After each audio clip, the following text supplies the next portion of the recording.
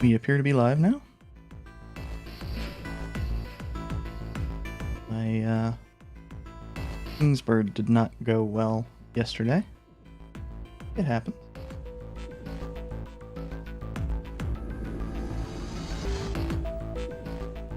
This time we'll be going through door 6. We've not gone through door 2. It's not necessary for anything. It always leads to the same ending.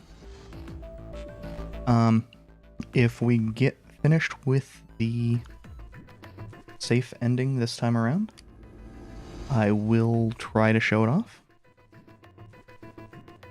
But, actually, you know, hold up real quick.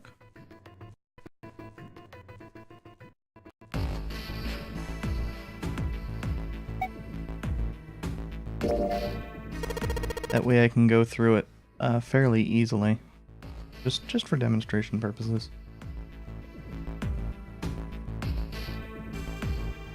I want to go through door 6. Junpei flipped open the piece of paper. It read Junpei, door 6. Of course it did. He'd written it after all. That's a problem. June spoke barely above a whisper, but they all knew what she had said. None of these teams will be able to go through the doors they want. Clover and I chose door 1. Lotus and I chose door 2. Not enough people to open the numbered door, however. The digital roots don't match up either. We've got similar problems. Junpei and I want to go through door 6, but our digital root is 5. We're going to open that door. We need a 1. Damn. What are we going to do now? What are we going to do? Junpei crossed his arms and did his best to put his thoughts in order. The others followed suit, but with little result. Eventually, Clover broke the silence. Why don't Seven and Lotus go through door 1 with me? Her face was cold and flat, as was her voice, but her logic was sound. Seven and Lotus looked at each other. 7, 8, 4 is 19. 1. First problem resolved, Ace spoke up. What about me? Isn't that obvious? Wasn't one of the teams just complaining that they didn't have a 1? You mean I should join Santa's team? Clover nodded, her face still cold and emotionless. Her attitude and posture could not have been more different than the energetic girl of only a few hours before. No one seemed ready to contradict her. Her response was understandable given the horrible situation in which she had found herself, but even so... I understand. I'll go through door 6 then. If we do as Clover has suggested, we can all pass through a numbered door. No one will be left behind. This seems to be the most reasonable solution. 7, Lotus, what do you guys think? I don't have a problem with it. Me either. Alright then, we're good to go. And I'm not doing voices because that would just be awful. At last, Junpei and the other 6 had managed to separate themselves into 2 teams. Clover, 7, and Lotus headed to A deck, where door 1 was, near the main staircase. Junpei, June, Ace, and Santa, however, took the elevator to E deck. Ominous humming. The ride to E deck was a silent one. Alright, let's go. Santa's words jolted them to action, and they stepped out of the elevator into a long, straight hallway. Also, I don't think it's going to be too obvious during this game. I don't think this game had especially loud music or anything. But I did bump up the compression, the ducking compression on game audio. Or when I'm speaking, obviously.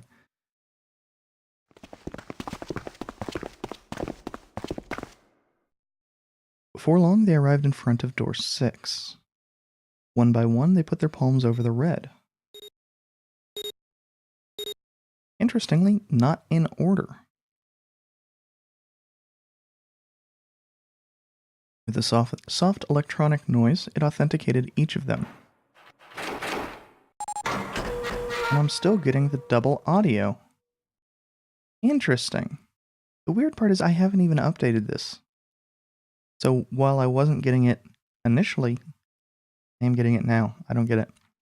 The door opened, and all at once the 4 of them leapt through it. Fortunately, the dead was located easily enough. This one had been placed quite close to the door they'd entered through. They gathered around it quickly and hurriedly placed their palms on it for authentication, one by one. Also, I may actually be too close to my mic. My voice may be being a little bit louder than I'd intended it to be when I initially set this stuff up. It stopped.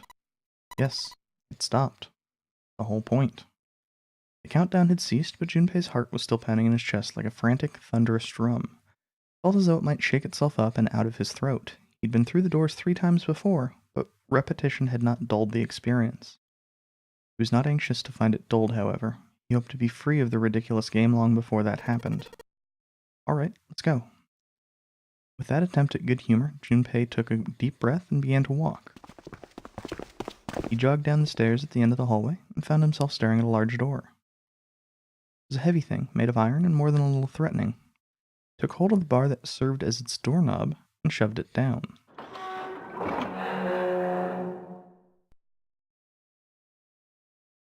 The room beyond stopped him in its tracks. It was gargantuan, made entirely of metal, none of the accents of wood or tile he'd seen in the rest of the ship. The room was purely functional, but utterly tremendous. Whoa, what the hell's this? Santa got out a few words before awe stole the rest of them. The rest were too stunned to offer anything more than gasps. It was easily the largest room they'd seen, and yet it was somehow closed and oppressive. The ceiling was at least 2 stories high, if not significantly more. Based off the picture we're seeing, it's probably significantly more. It was easily several hundred feet across, and appeared to stretch the entire width of the ship. In the center of that gargantuan room stood a massive rounded building. Even from a distance, the sheer bulk of it was oppressive. Junpei could feel the room, the building, even the air pressing down on him. Junpei and the others were standing on scaffolding that crisscrossed the whole area. The proper term was catwalk, Junpei thought, but it didn't seem particularly important. Alright, let's head downstairs. Nearby was a long iron staircase that made its way, eventually, to the floor beneath them. They moved around toward the opposite side of the massive building, following the catwalk. They hadn't said much as they walked, but as they approached the building, Ace suddenly spoke up. This looks to be the steam engine room. Steam engine room? Yes, the thing that looks like a cross-section of a mushroom is the boiler. See the 3 round doors near the bottom. Coal's put into those and burned, which heats the water, producing steam. Same thing that drives a steam engine. This one's simply somewhat larger. See? Said the blind man. Even if Ace was right, the boiler was boiling nothing as they approached it. The entire room was as silent as a grave. Suddenly, Junpei heard a noise behind him. He turned, just in time to see June collapse to her knees. Hey, what's wrong? Are you alright? He dashed towards her and wrapped his arm around her shoulders to steady her. It was then that he noticed, you're really warm. Is your fever coming back? Yes. Yes, it probably is, but I'm fine. Please don't worry about me. I just need to rest, and I'll be fine. Her voice was weak and forced, and it said a great deal more than her words did. Junpei carried her to the nearest wall and propped her up against it. He let her head fall back against the wall, as if she no longer had the strength to support it, and drew a ragged breath. Her eyes were empty, as if she was having trouble focusing them, and even speaking seemed difficult for her. Junpei felt his hand ball itself into a fist and clenched tight, his knuckles whitening. He had to find a way out, and quickly. He turned and looked at Ace and Santa in turn. They might not have shared the depth of his emotion, but they certainly shared his concern. They didn't need words to express the urgency of their situation. Alright, let's get started. Hang in there, June. I'm gonna get you out of here real soon. She managed a small nod before leaning back to rest her head on the wall.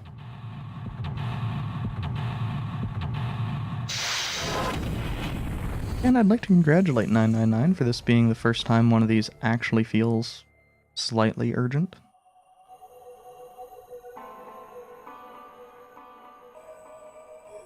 It strikes me that, it might not be a bad idea to swap these. But I've not done that prior to this, so. The square hole. Nothing in here. Yeah, look at the back wall there. You can see 3 small slots. Terminals for some sort of connectors, perhaps? You think we're supposed to plug something in there? Perhaps.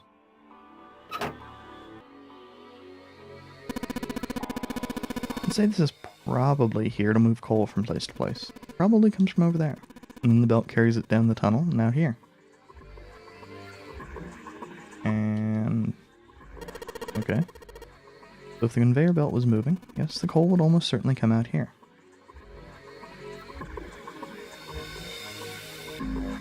That's not... weird. Controls here don't always make sense. Man, this thing's huge. I guess a ship this big needs something like that to power it. True, but I doubt a single boiler of this size could actually move a ship like this at any reasonable speed. You need at least 4 of these. I guess you know a lot about boats, huh? Well, not really, it's just common sense, you know. How? How is that common sense? Stairs stretch from the catwalk to the boiler. Huge bronze gear, this has to be important. This gear is rusty, it looks like it's still pretty sturdy. Small door on the side of this tunnel, it's welded shut and won't open. Conveyor belt runs into some sort of arched tunnel.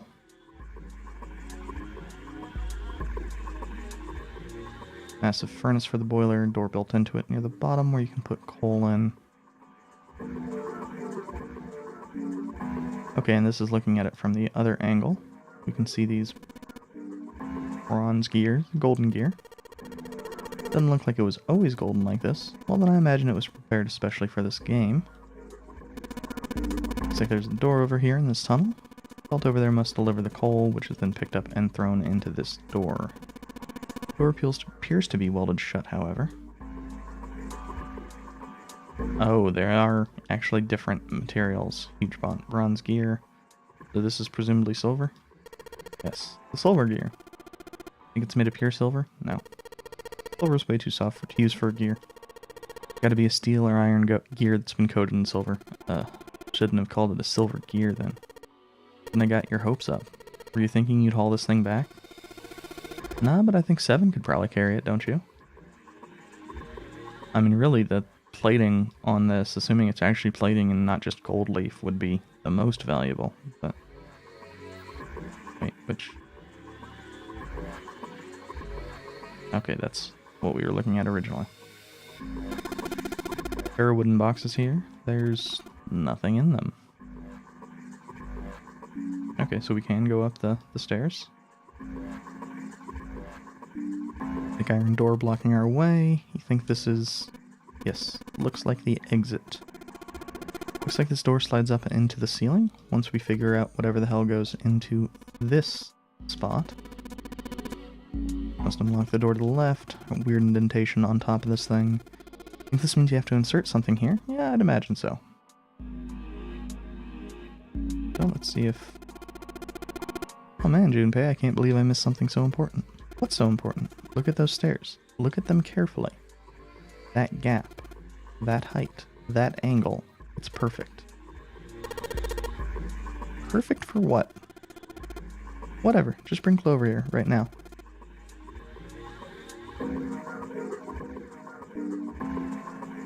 What? I don't think I want to know. Tell her she needs to walk up and down these stairs. Huh? Clover's not here. What the hell is he talking about?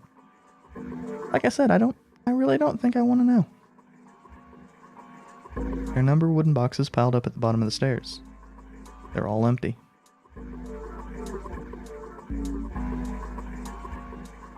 Thank you, game, for now making me terrified of clicking on certain things. Okay, so... 3 sliders on the left are down, but this one's up. A number of lines engraved in these.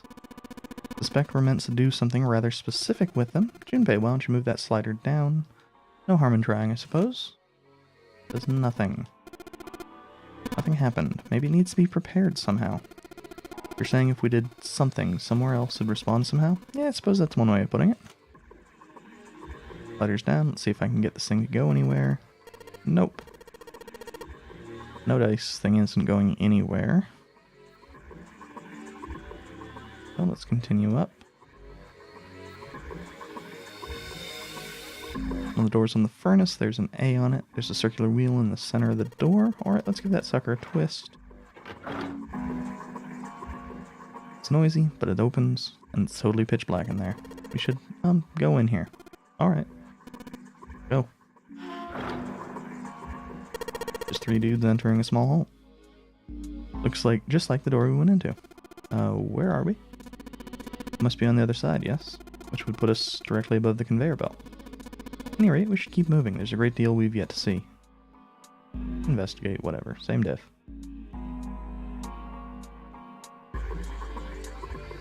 Well, what's in... Okay, so... one of the doors on the furnace. There's a C on it. Yeah. The catwalk. Okay, so we can't really investigate certain things up here. Whole bunch of boxes blocking the way over here. And we can maybe mess around with a pulley. Let's give this wheel a spin. What? That's weird. I don't feel any resistance. Ah, shit. Yeah, I would explain why there's no resistance. Some pegs on the back look like they go into holes on the winch. Good job, genius. You broke it. I didn't break it. It broke all by itself. Junpei, you're not helping your case here. Hand-operated winch the wheel it once had is now in my hands. Let's see if I can get it back on. There's a couple posts on the back that look like they fit into holes on the winch. No good. These little shafts are too small for this big hole.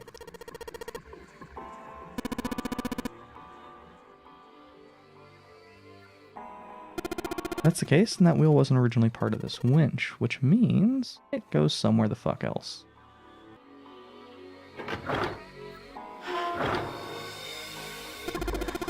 Anyway, looks like that's the pipe. Looks like the bottom connects to the conveyor belt housing. Almost come out of this pipe onto the conveyor belt. In other words, there must be a great deal of coal in that pipe, or there would be if it was actually for moving. Number of boxes on the catwalk. Can't go over there. Whole bunch of boxes in the way.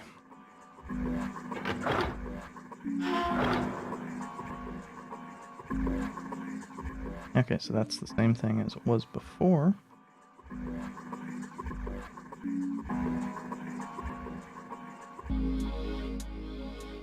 That's weird.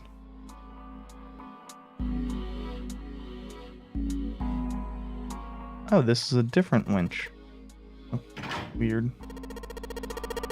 Perfect fit, like they were made for each other. Not shaky at all. You'll be able to turn it now. Good work.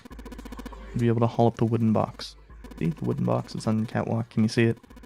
Hanging from the rope on the winch.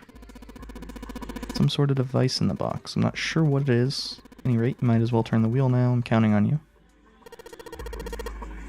Ace, you're probably the strongest person here. Alright, I'll turn the wheel. Oh, what's this? What happened? The wheel only turns to the left. It only turns to the left. We can't reel up the rope. We can only let the rope down. Interesting. I don't think that'll be a problem. We'll simply need to go downstairs after letting the wooden box down. I'll be counting on you, Junpei.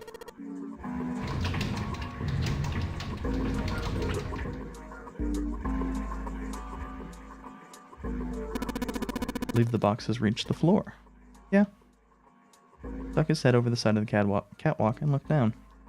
The box that had only recently hung just below the catwalk now sat on the floor. Come to rest near the end of the tunnel. They covered the conveyor belt. Near where June had collapsed, Junpei could see her, still leaning against the wall as if she barely had the strength to sit up. Even from so far away, it was not difficult to see that she had not improved. He almost thought he could see heat rising from her body. It doesn't seem to be improving. Ace's expression was inscrutable, but he'd said what they'd all been thinking. Of course not. She's not going to get better right away, you know. It'll take some time. He tried desperately to convince himself that what he'd said was true. What could be causing this, I wonder? Illness, perhaps? No, it's gotta be exhaustion. Santa's response was confident and certain.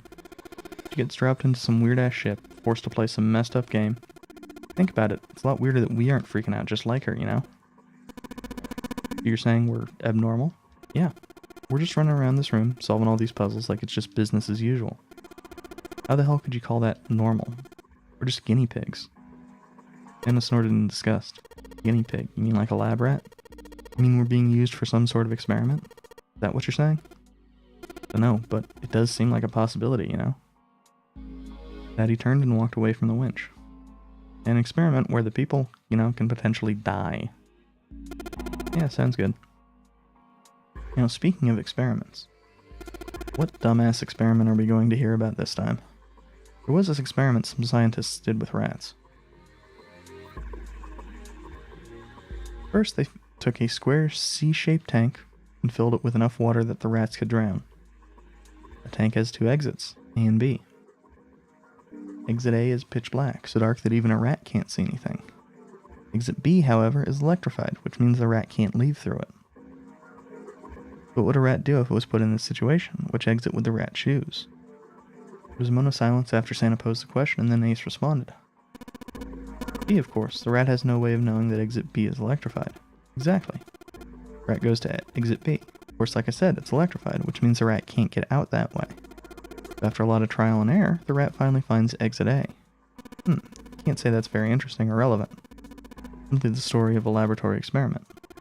Right, it isn't very interesting. Yet.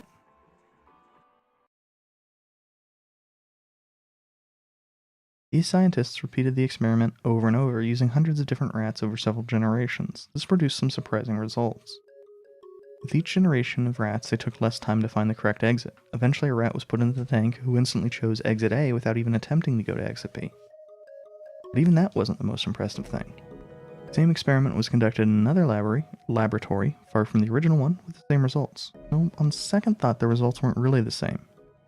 The rats in this second experiment began the trials with significantly faster times than the first rats in the initial experiment. These rats were not related to the rats used in the first experiment and never come in contact with them, and yet they all easily found their way to exit A as though they already knew. What did it mean? Are you suggesting something like telepathy? They were passing information to one another through some undetectable medium? Ace looked skeptical. Santa snorted at him. How the hell would I know? I'm not any kind of scientist. I don't know what made him do that. But I do know the story's true, and if you've got another explanation, I'd sure love to hear it. Come on, let's get going. Still a lot here we haven't checked out. We gotta get the hell out of here before June passes out. Without waiting for a response, he turned around and started walking. Junpei, however, wasn't quite ready to leave the topic alone.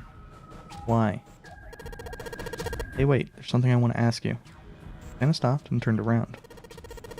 Why did they use that tank for the experiment? Well, I mean, it seems like you could conduct the same experiment without the water. They could have just used a dry box, you know. If they needed to motivate the rats to escape, they could have, I don't know, put some bait by exit B or something. And do they really have to make it so the rats can drown? Santa gave a grim bark of a laugh. You know, the word emergency comes from the same root as the word as emerge. You ever think about that? Emergency is something urgent, often something dangerous, and to emerge means to sort of come out or appear or to rise out of something else. What's going to emerge in an emergency? Inspiration. Inspiration? Yeah, think about it. When the chips are down, either you crack or your mind focuses and pulls up what you need. So in emergency, your real potential emerges? Is that what you're trying to say? Yeah, that's why the rats had to drown. They had to be in danger. There had to be an emergency for inspiration to emerge. Man, when this game gets on its buzzwords, it really loves sending them out over and over again. Junpei suddenly felt cold. The back of his head was aching and his stomach felt strange.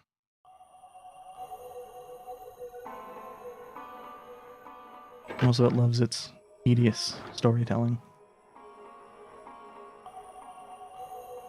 Okay, so what the hell is the difference between B and A here? Oh. Even though it looks like there shouldn't be a difference, it looks like they lead to different lunches, and I was just kind of lucky that I chose B. That's dumb as hell. No, we don't actually have whatever the hell it is there.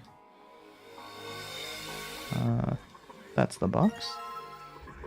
Control panel for something. Some kind of machine, maybe a control panel. Not helpful. Actually. Yeah. That is what I was thinking. Maybe this hole is where the control panel goes. Well, there's only one way to find out. In you go. Dude, you did it. Everything looks alright. Okay, but what do we do now? Why don't you press the button next to it? The orange one? Yes. Alright, I'll do that. Pushing. Sweet, all sorts of lights are lighting up on the thing. Oh, and yeah, I think I just heard something turn on. Oh, what's that? What happened? Look, the conveyor belt's moving. Conveyor belt? And of course they don't animate it, they just show coal showing up. Well, I guess it's done moving now. Still a bunch of coal on the belt though. Looks like a bunch of it got dumped off the end of the belt into that wooden box where we found the control panel. Coal, huh? Well, okay, now we have a box filled with coal. Okay, none of those work as buttons. Not even the orange one. Control panel for the belt. Covered in lights. Actually, let's check out if there's... yeah.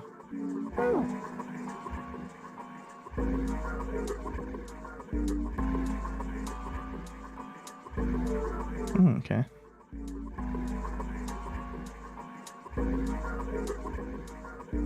So these are just the 3 doors for the various things. Okay, some kind of snowman secret meeting. Those are just bags full of sand. You use them as counterweight when you're lifting something with a pulley system. Pair of boxes. Yeah, we don't have what goes in there. Oh. Back up, even though I have no idea what the fuck we're doing now.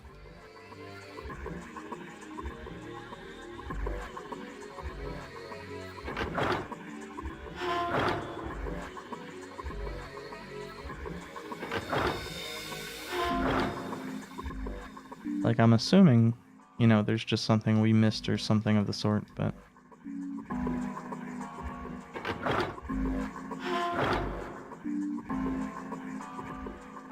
I'm not real sure what it could be.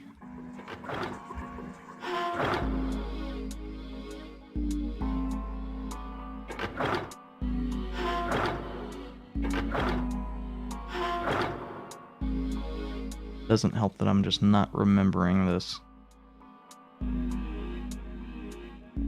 Wait a second. Oh. Coal, shiny black, and coal lake.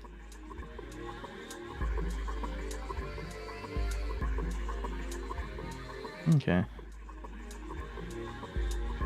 Well, maybe we can... Oh. Oh, so, yeah. Rusted shut. Check the other side. What, like over here? Coal, let us put coal into the furnace. Maybe if we can get some coal in there and set it on fire. Okay, let's do it. Alright, that's the last of it. No coal left in the wooden box, and nothing. Great. Guess I should have expected that. Why would throwing coal into a cold furnace do anything? Oh, well, a man can dream. Junpei explained it to me again. You're planning to stoke the furnace with coal, which will heat the water stored up there and make steam. We'll then drive something else, am I correct? In other words, you want to generate enough pressure with the steam to power the turbine. And drive the steam engine, right? Yeah, I guess that's the gist of it. In that case, this isn't enough coal. That furnace is enormous, so we're going to need a whole hell of a lot more coal than this. Very well. If the 3 of us work together, we should manage to fill it much faster. I want to help too. Totally didn't even see her walk up. Are you feeling up to that? Yes. Yeah, right. You look like you're one stiff breeze from falling over, June. I think you'd better rest some more, alright? But no arguing. You need your rest, so you just stay there. We'll handle this. Okay, I understand. Alright, time. Let's get this coal into those furnaces.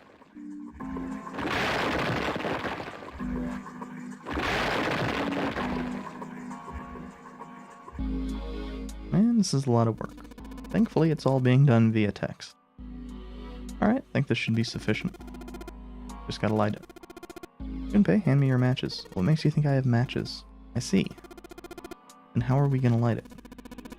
Perhaps there's a device nearby that will allow us to remotely ignite the coal. Take a look. And I think when we go back, we'll see that there's no... No, there's still coal on the damn thing.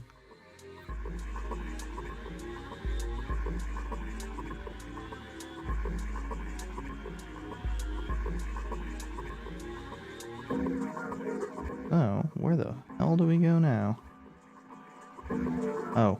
Oh, I think I... Is it this thing? Is this... I think it might be. Probably is. Ignite the furnace. And if we move the thing down... Alright, let's do it. Here we go. And presumably then the other three relate to how high the pressure is. Oh, and it turns so that we can grab the things out of each one now. Gears are spinning. What the hell are you guys waiting for? Let's start looking. Oh, there's a gold disc. There is a bronze disc.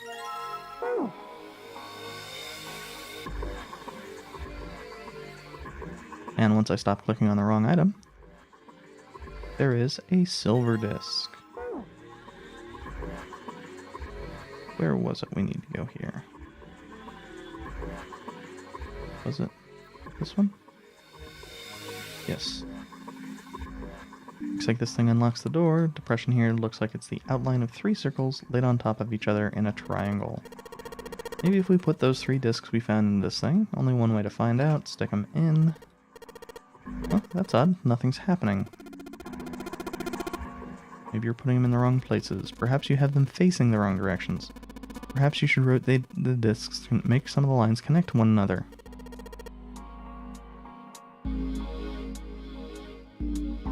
Yeah, it'll rotate a certain amount. The white arrows touch, the discs are switched. Please note when the discs are switched, the angles for the discs are reset. Oh, let's get these in the same spot they were originally.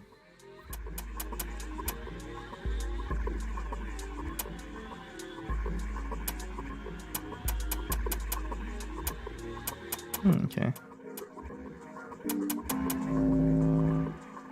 I was just trying to make the red connect. I assume there's different results for making the black connect and making the blue connect. But it looks like red was the actual answer.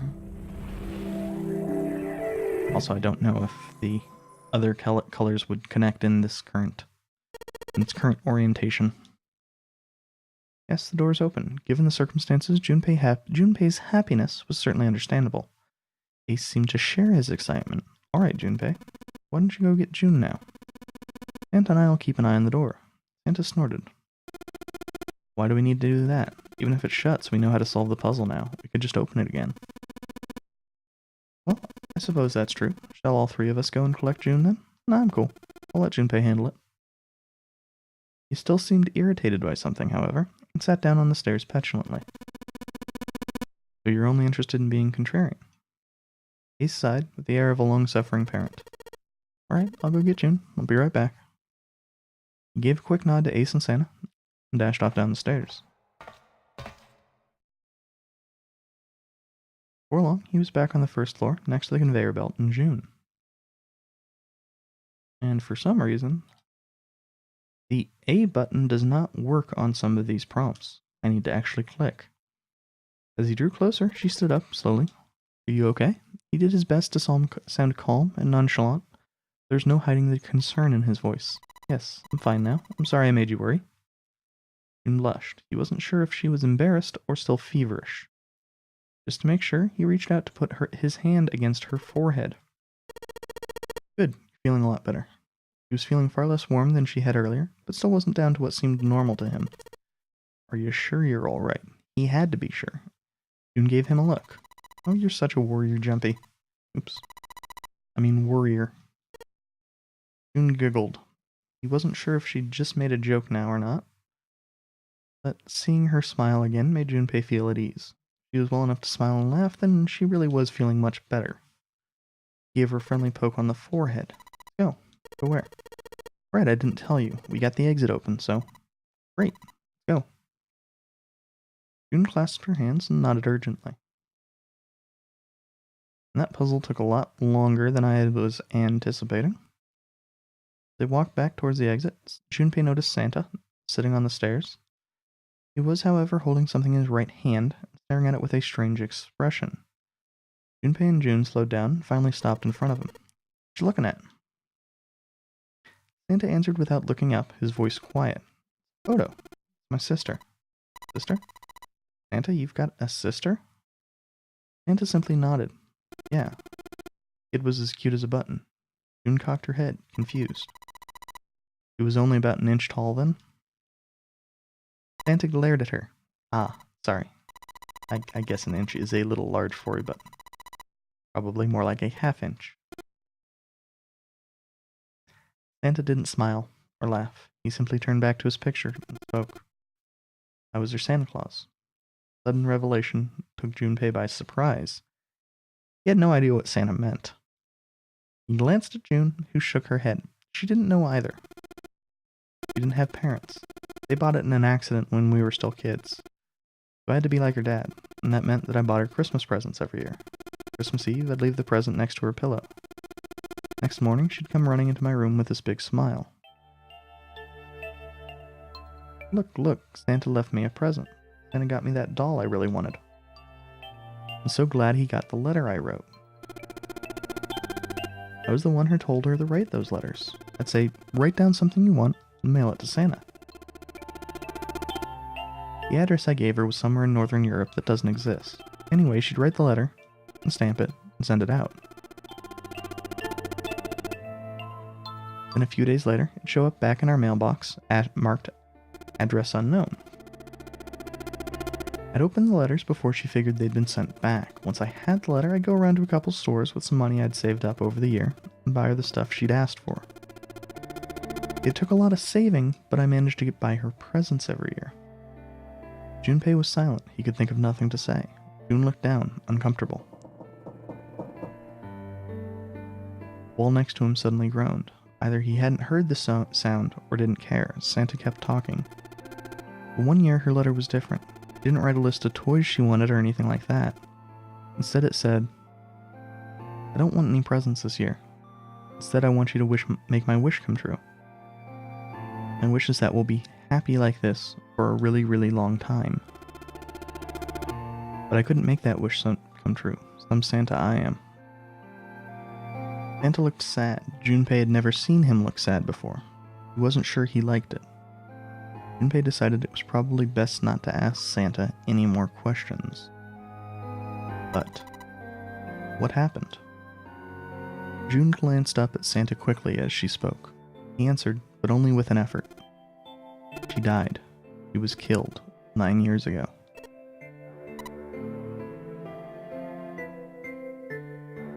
There was nothing Junpei could say. His heart felt like a great lump of lead. June bit her lip and looked away. Her face was pale. "All right, let's go." Santa stood up suddenly, his downcast demeanor gone. He shoved the picture back in his pocket, and headed back up the stairs, taking them 2 at a time. Also, it does strike me as odd. Doesn't that make him the only person who really kept some type of personal artifact? Although I suppose everybody else has their clothes and shit, so maybe not. Junpei and June looked at one another. There was nothing they could think of to say. "Hey, what are you two doing? Let's get moving, come on." Santa's voice echoed across the room above them. They nodded and followed him quickly up the stairs. Ace was waiting for them at the top. He was leaning against the handrail. He looked very tired. The door had shut, but it wasn't cause for concern. Junpei quickly solved the disc puzzle a second time, and the door opened once again. And of course, it would be very amusing if it didn't, and now you had to solve a different, but still very similar disc puzzle. In single file, they walked through. After walking for nearly 15 feet, they found themselves in front of a metal door.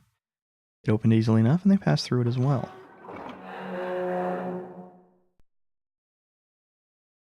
A new room stretched out before them.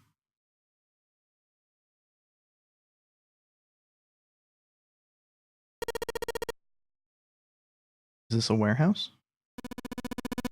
No, I believe this is a cargo room. Must be where they store all this vessel's freight. There are wooden crates everywhere. I wonder how old they are. Junpei, Ace, and June had stopped unconsciously, pausing to take in their new surroundings. Santa's voice broke through their momentary trance.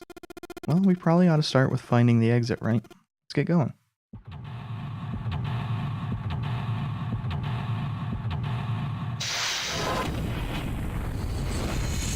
And so we're left to our own devices to seek a way out of this room. Once again, a puzzle room. Bunch of bags in here. Wonder what's in them. Probably what?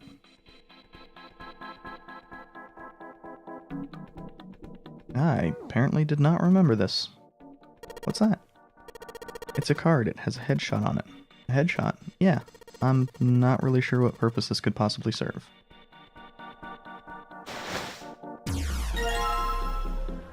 Okay, so this one has the 9th man. So we've got one for Santa and one for the 9th man. Crates are quite large, seem to be tied to one another with sturdy straps. Oh, I'm trying to click on the little box on the ground. The only area with a fence around it. Junpei, think you could go take a look at that? Sorry, but no thanks. Why? I've got a bad feeling about it. Pussy. Okay, fine. I'll go.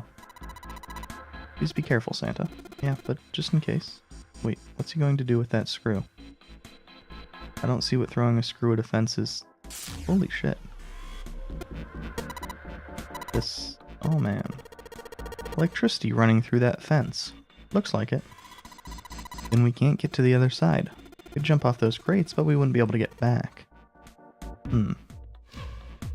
Okay, I guess that little box on the ground is nothing. I think we can get over the fence by jumping on those crates. What are you saying, Jumpy?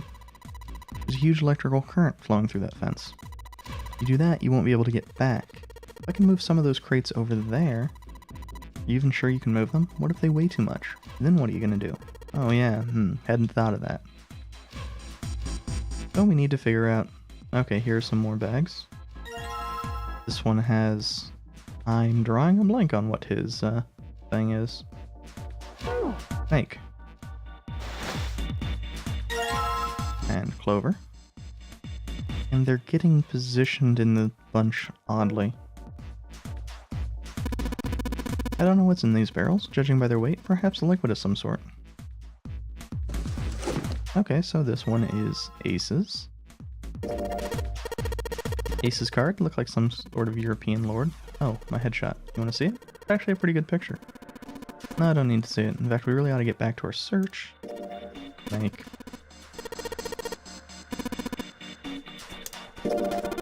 Man, the guy on this card is one good-looking son of a bitch. Way more class than that other chump. Hey, what's that supposed to mean? Huh? What's your problem? Didn't say I meant you, did I? Shit. Clover's card? You're looking at this photo. Really, Junpei? Huh? What's up? Oh, nothing. Nothing at all. Card has the 9th man on it. The first victim of the nonary game. Come to think of it, he was acting pretty weird. Wonder what his deal was. Okay, more bags. With 7's card on it. Well, no, there's pins of some kind. Not even pins, there's... Okay.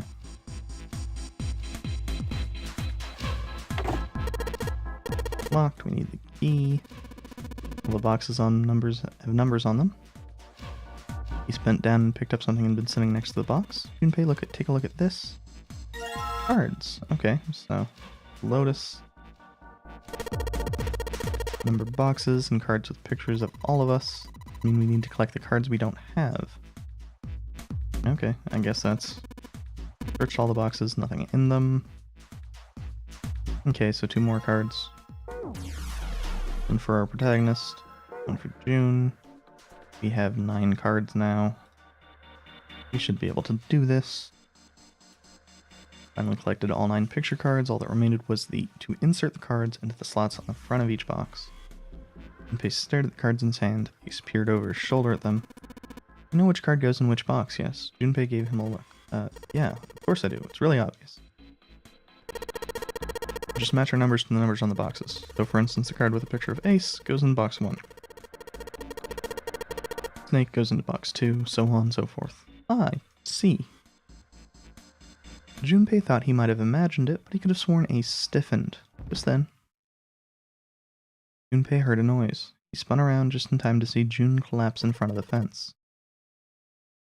June, are you okay? She did not respond. Junpei spun around to face Ace. I'm sorry, I gotta go check on her. You do the box thing, alright?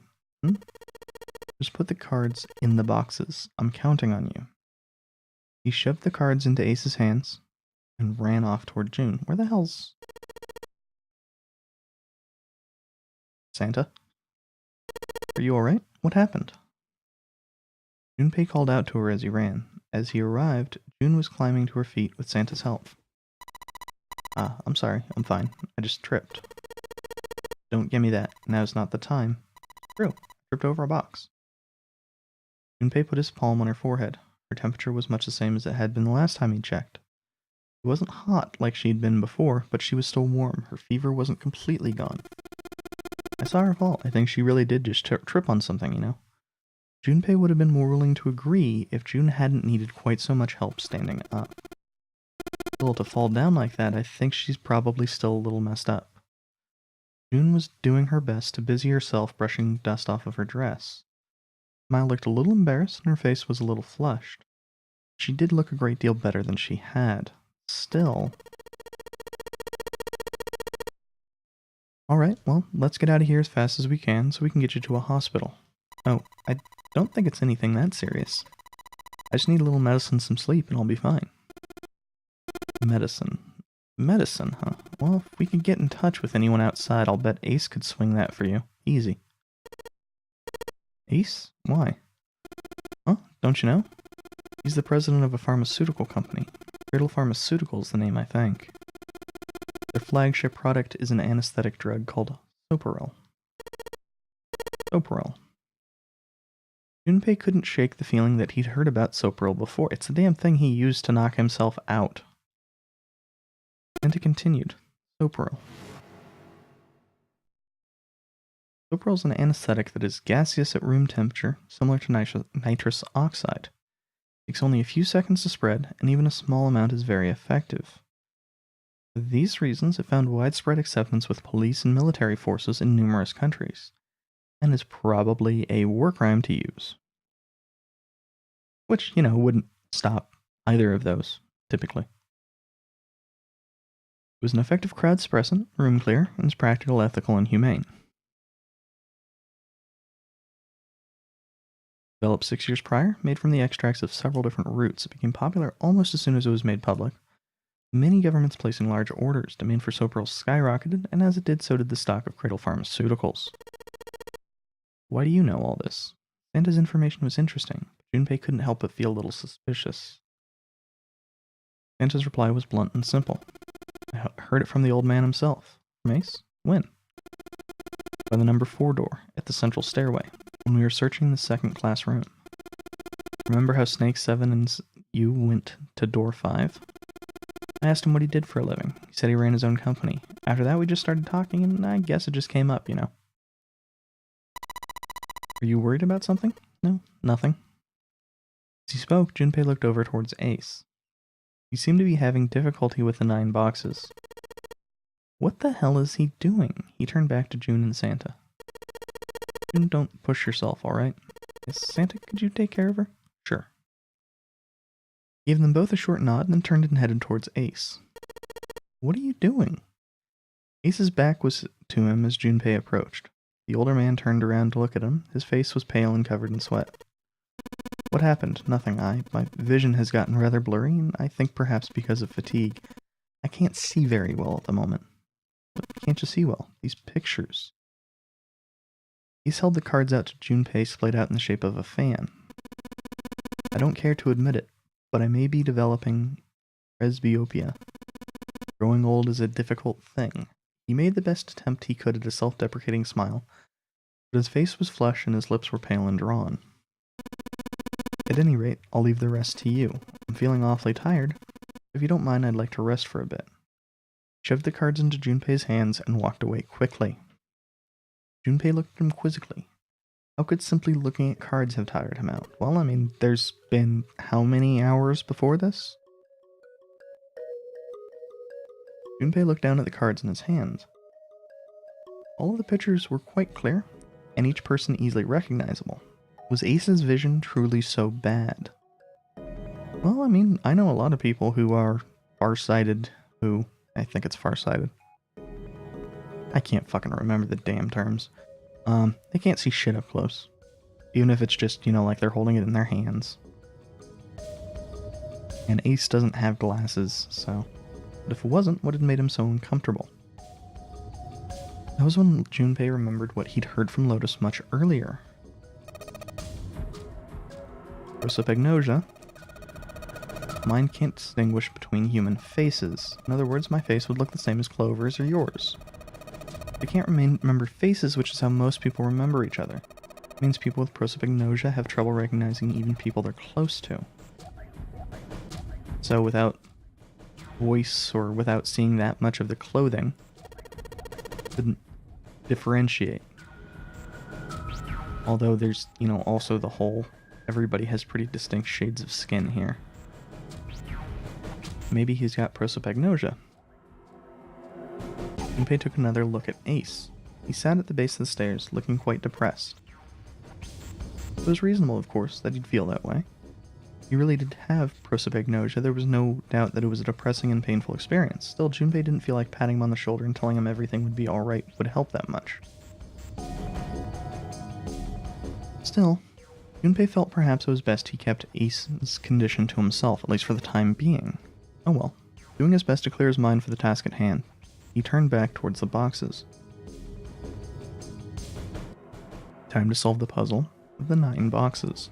9 cards with pictures, 9 boxes. Repeating the thing over and over again. At least it's not an actual puzzle. I don't think.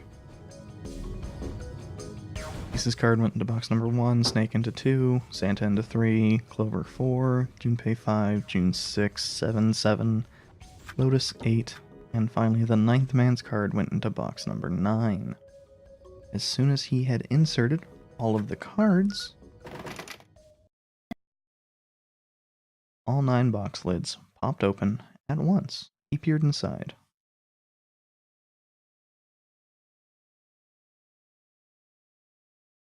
In each box was a single pin. Looked like sewing pins, but much thicker. Junpei collected them all quickly and shoved them into his pocket.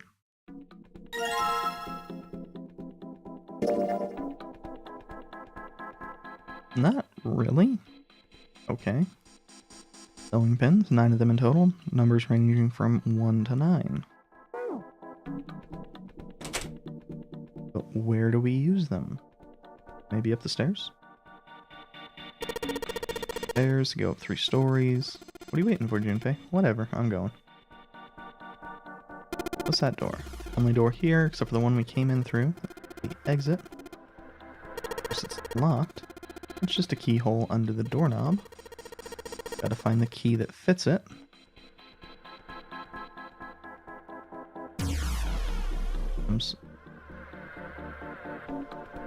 I know we can't actually slap him, but man, I'd be happy if we could. Several lights here, numbers ranging from 1 to 9. Only the light with a 9 on it lit. Oh, 6 holes here. Like the pins just found would be a perfect fit for them. The ones you found in the 9 boxes, why don't you try it? See what happens. 2, 4, and 6. 3, 5, and 7 on the bottom. Some of them lit up. Yeah, 3 and 6. Wonder if there's some kind of rule which determines which lights go on.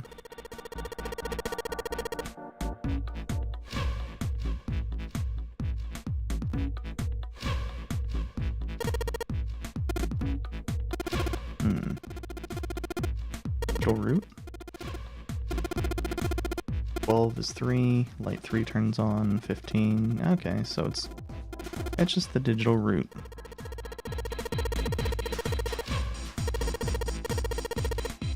Well, that's how it works. There's one other thing I'd like to check. If he wants to try, he's certainly welcome to. So we put the 1, 2, and 3 pins on top. 7 and 8 pins on the bottom. Oh, they turned off. So this gets us back to a neutral state. The digital route for the pins you insert is the same as the number on the lights that are lit. Those lights turn off. Yeah, looks like that's a trick. Alright, now we know how it works. You want to give it a try. Wait, you mean you know what you're supposed to do with the lights? Well, no, but I figure we could try and see if we can turn them all on, you know? I figure something's gonna happen if we can manage that. Yeah, because we don't have the ability to turn them all off. Because there's only 8. We only have the ability to work in evens, so... Oh, this is gonna be tedious as hell. Once all the holes are filled, the lights with numbers that correspond to the digital routes of the pins in the upper and lower parts will turn on. The digital route corresponds to a lights already on. Light will be turned off. Holes to turn all the lights on. Okay.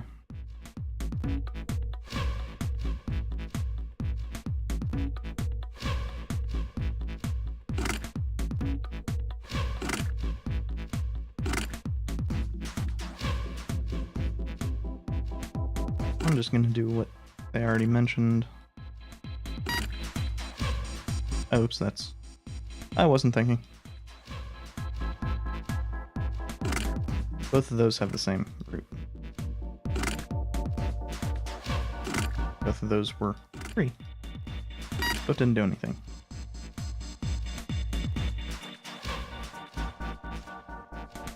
And of course we can do anything that adds up to 10. 9 rather.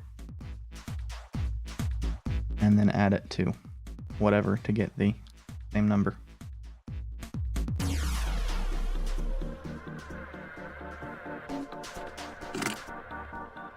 This should give us 1.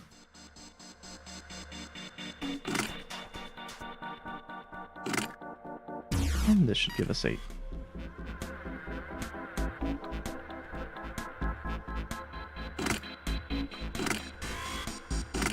And we'll have to do maybe a bit of thinking for some of the others.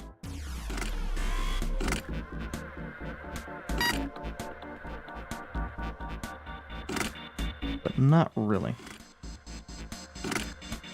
Because there's really... that doesn't stop any of the things. Okay, so all the lights are on. And the shutters opened up. Hey, does that mean... yeah, we gotta do it again. Man, I thought I was doing so well. Okay, so we got 9 holes and an F above them. I don't know what the F means, but I do know one thing. This time there's 9 holes, so we need to insert all 9 pins. Boring, why don't you try it? Okay. Oh.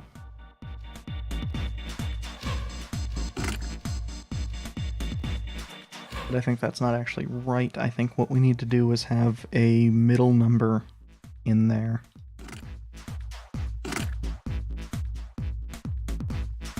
And then do basically opposites. But I don't know that that will actually work either because there's also the addition of the other side.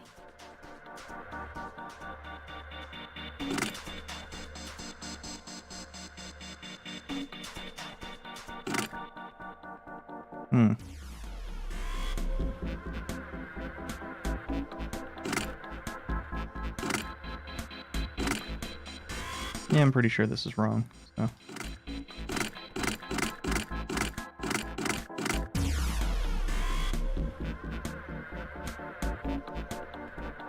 I do think center being 5 is correct. I just don't know the rest of the damn puzzle.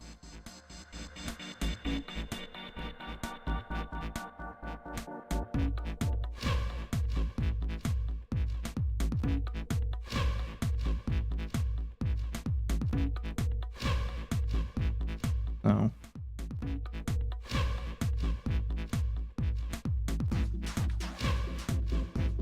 Wait a second.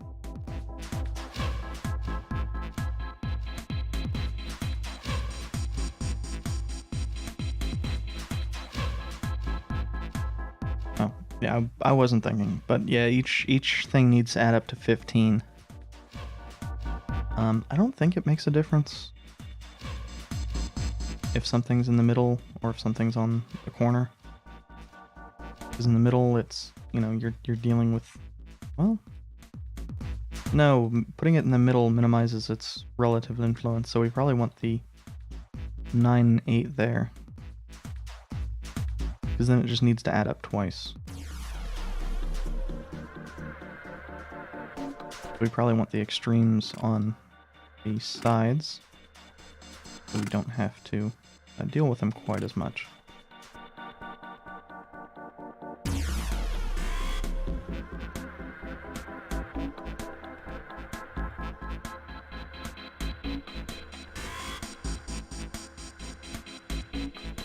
Oops.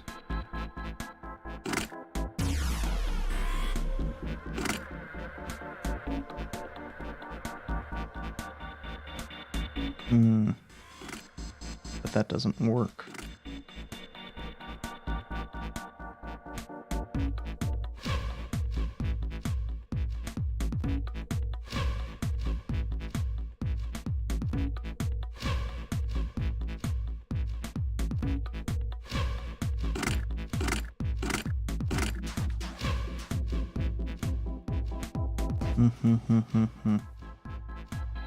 Because the 7 and 6 will not work with the 9 and 8.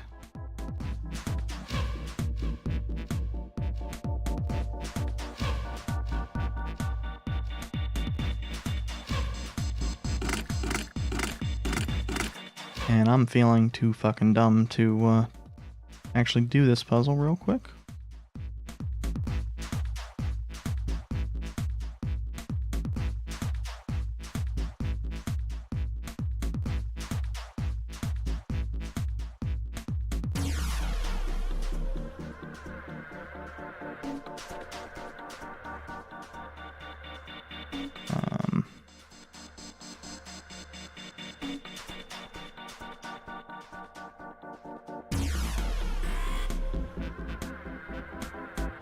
I think maybe my problem was putting the...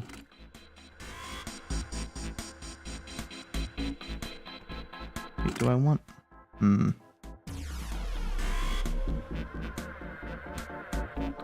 I think my problem was putting the 9 and 8 on opposite sides.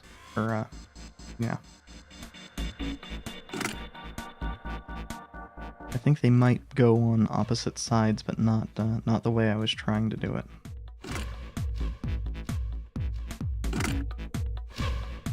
So, like, this would be... That's 9, so this needs to be 6. That's 3. Does that add up? No. And that's good, because that's not what goes there. And so that would be 4, and that would be 7? Okay. So yeah, the problem was I was trying to have basically 9 be on the bottom and 8 be on the right side. Did it, the power's on now. Looks like there's electricity going to the monitor now. Let's see if we can activate the device on top.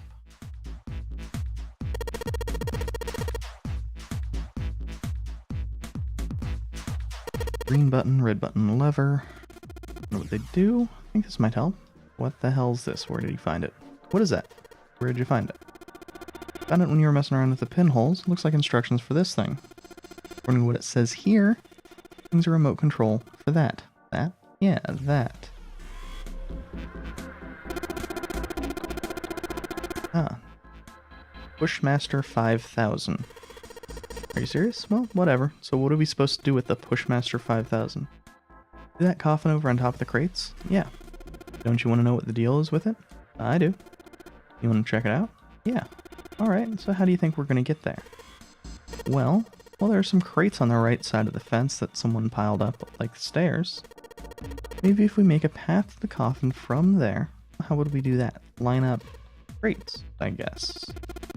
That sounds about right. Guess this is just another of Zero's puzzles. Yeah. Anyway, let's give it a shot.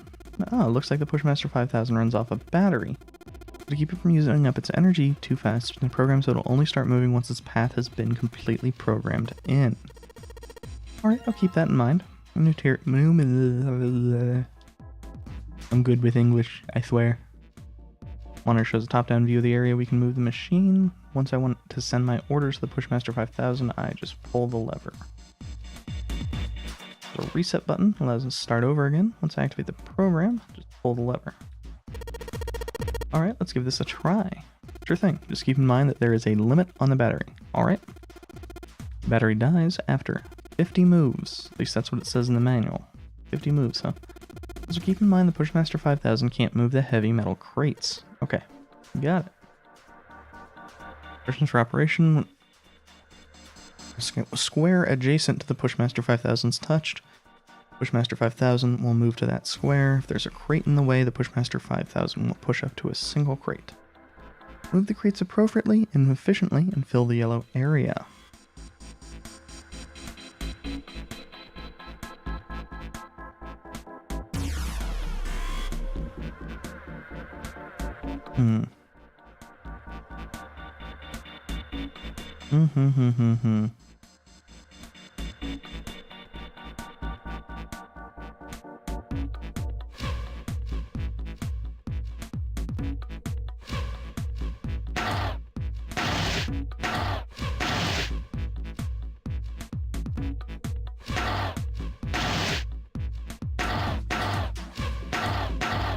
I think I got this. I ain't got this.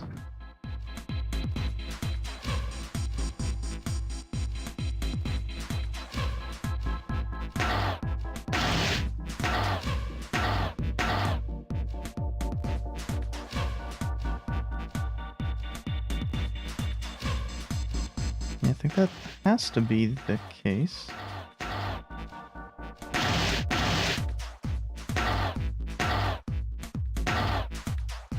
But no.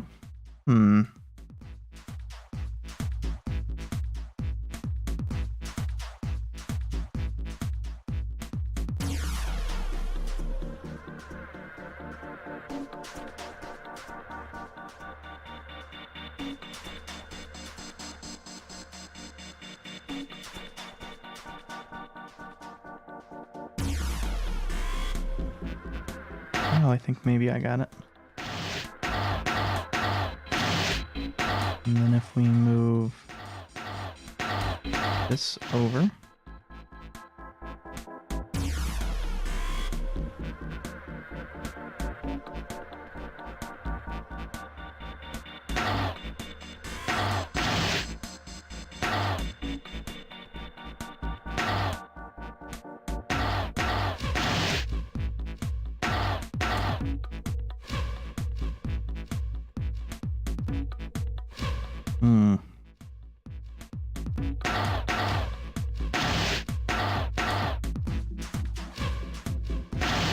Push this all the way in.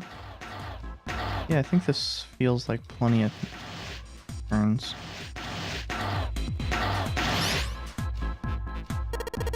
Okay, done inputting the program. What do I do next? Just be quiet and watch. I think it's moving already.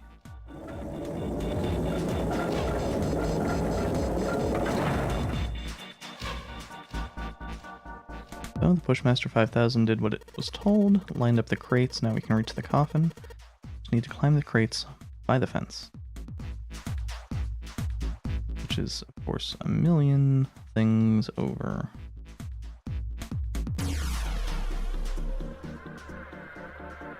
What's in the coffin? They walked slowly past the row of crates until they came to the coffin. They stopped and nodded to one another, and Junpei put his hand on the lid of the coffin. Mummy. Just kidding. That for a second. Smirked heartily at his own joke. Junpei grumbled and shook his head. Whatever, just open it. Junpei resisted the urge to remind Santa that he would have had it open a long time ago if Santa hadn't interrupted, and quickly threw off the lid of the coffin. They peered inside, and of course it was actually a mummy. Contrary to what they expected, the inside of the coffin was quite large. It was mostly empty, but not completely so. Lying on the bottom was a rusty key. Next to the key was a revolver. A gun. Yeah, a revolver. Looks pretty old. Wonder if this is a replica. Junpei reached down and slowly and cautiously picked up the revolver. In his hand, it felt heavy. He checked the cylinder. There were 6 bullets. He'd never seen a real gun, or even a real bullet before. He couldn't tell if these were real or not. The barrel was rifled, and nothing seemed to be blocking it. As Ace had said, the gun was a very old one. However, it appeared to have been well maintained. If it was a real gun, Junpei thought it would most likely function perfectly. If it was real. Holding the gun made Junpei feel unpleasant. Carefully, he placed it back in the coffin. Not gonna take it? Of course not. All something like this is gonna do is cause more trouble. A powerful weapon that gives one person a huge advantage. Something like that would be way too dangerous to have around. Or enough danger already. Yeah, I suppose you're right. Maybe. Maybe Zero put this gun here hoping that something like this might happen. In other words, maybe he put it here to make us fight each other. In that case, we should most certainly leave it here. I, for one, have no desire to let Zero control me.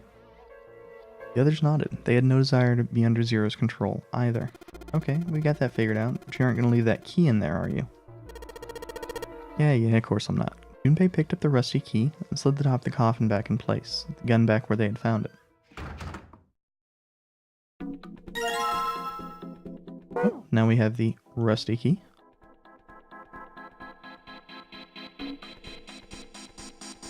How did we get back over the electric fence?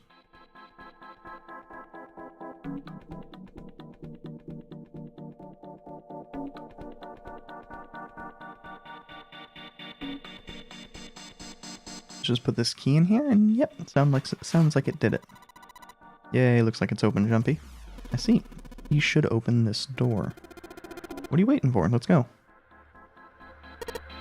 Yes, it's opening.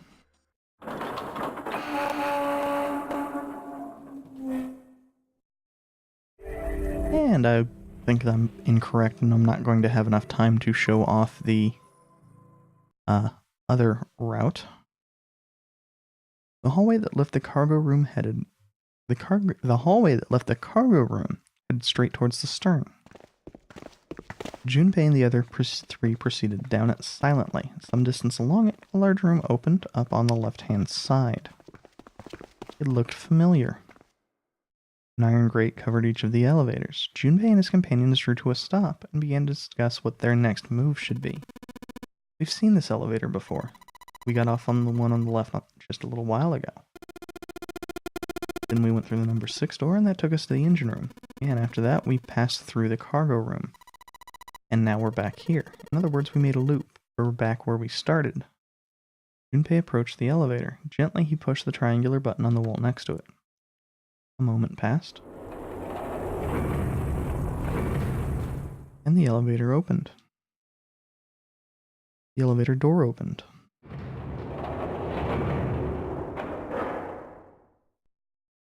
And shut. Pushing the button had apparently restored power to the elevator. It was now functional. What do we do? Should we return to C deck? No, this hallway keeps going. Even if we do end up going back, I think we should see what's down there first. I agree. Let's go. Their decision made, Junpei and his companions left the elevators behind and continued down the hallway. Sometime later, Santa, who'd been walking several paces in front of the rest, suddenly stopped. Set in the wall in front of him was a door. As far as Junpei could see, there was no other way to proceed. It was the door or nothing. Alright, let's open it. Junpei took a deep breath, readied himself, and grabbed the doorknob, pulling the door open.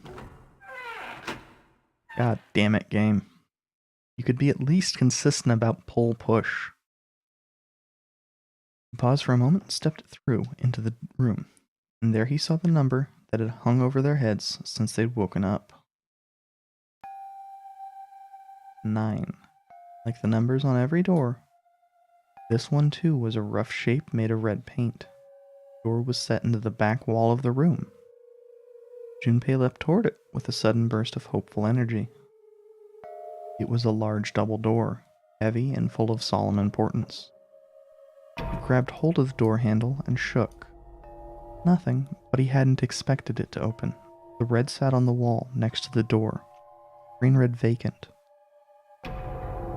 Finally, they'd found it. Junpei felt himself overwhelmed by a torrent of emotion.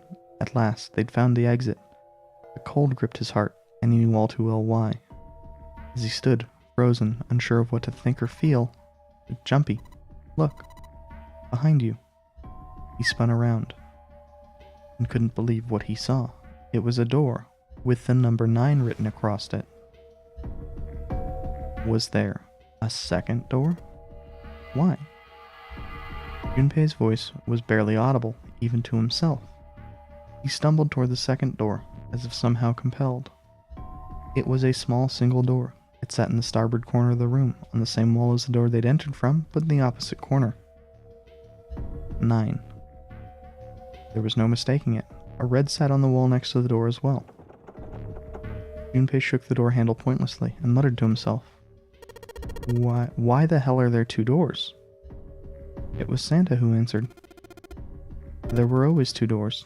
Think about it. Zero never said there is only 1 door with 9 on it. It is hidden, but an exit can be found. Seek a way out. Seek a door that carries a 9. Of course, we assumed there was only 1. After all, why would there be more than 1? Oh, man. Jeez. Junpei was stunned. Zero's trick had taken him completely by surprise. There were 2 doors. That meant that all 9 people who had met at the central staircase could escape, leaving no one behind.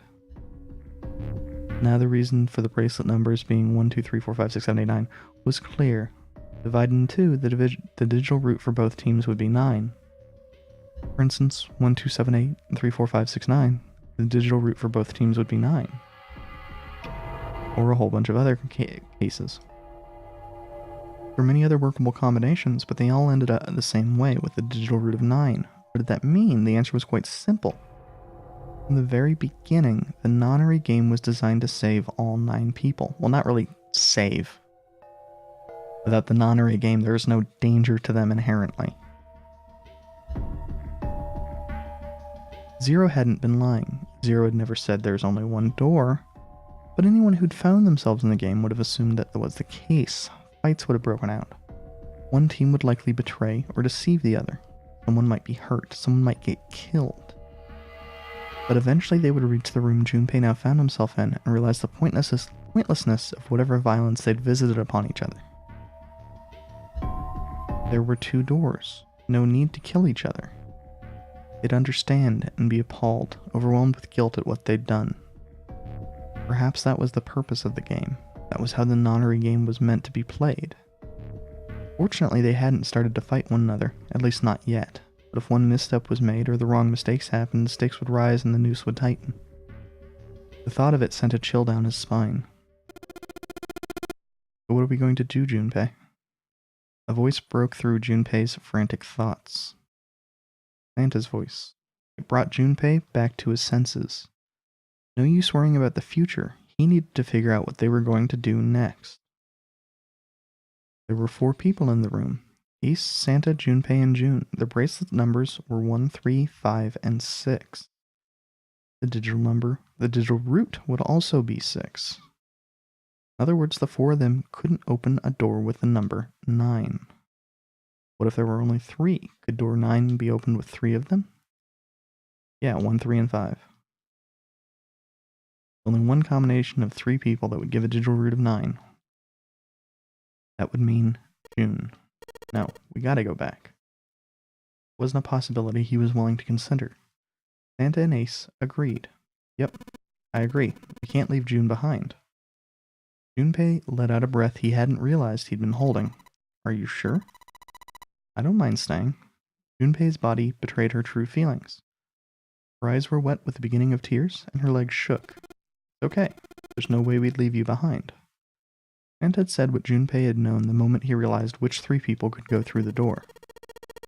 Besides, I'd rather drown at the bottom of the ocean than escape with this sausage fest. Maybe I'll get to go to Atlanta. Are you sure you don't mean Atlantis? Oh, right. No, I'm pretty sure that Atlanta's at the bottom of hell. Your sports teams, anyway, are certainly at the bottom of hell. Apparently somewhere along this line I've dropped 26 frames. I wish I'd been paying a bit of attention so I realized when that happened. Perhaps it was the sudden reassurance that no one wanted to leave June behind, but Junpei laughed harder than he had in some time. Santa and Ace smiled. You guys. June blinked tears from her eyes and bit her lip. She didn't seem to know what else to say. Very well, best we head back to C deck then. Should be able to take the elevator we passed earlier.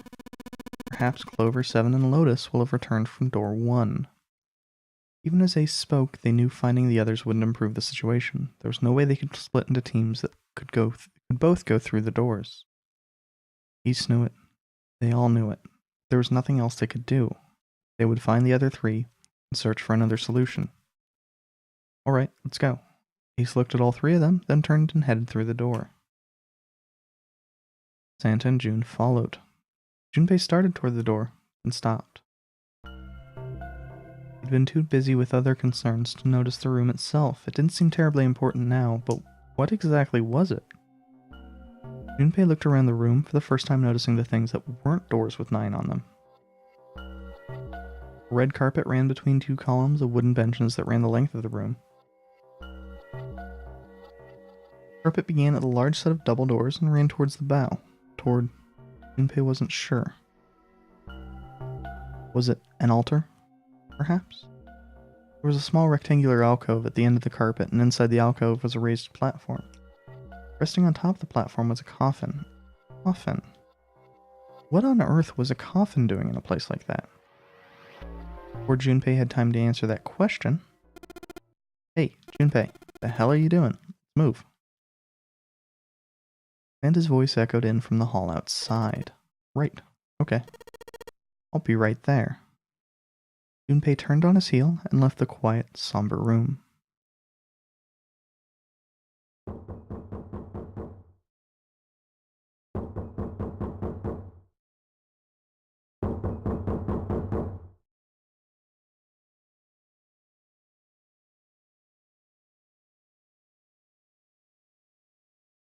The knocking was coming from inside the coffin.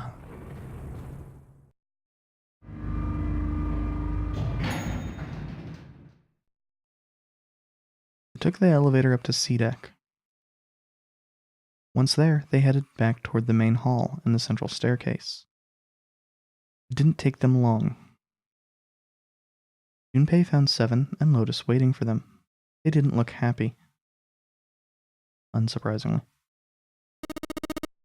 We've got a problem. Clover's gone. Junpei and his 3 companions looked at one another.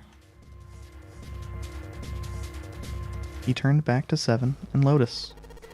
What do you mean, gone?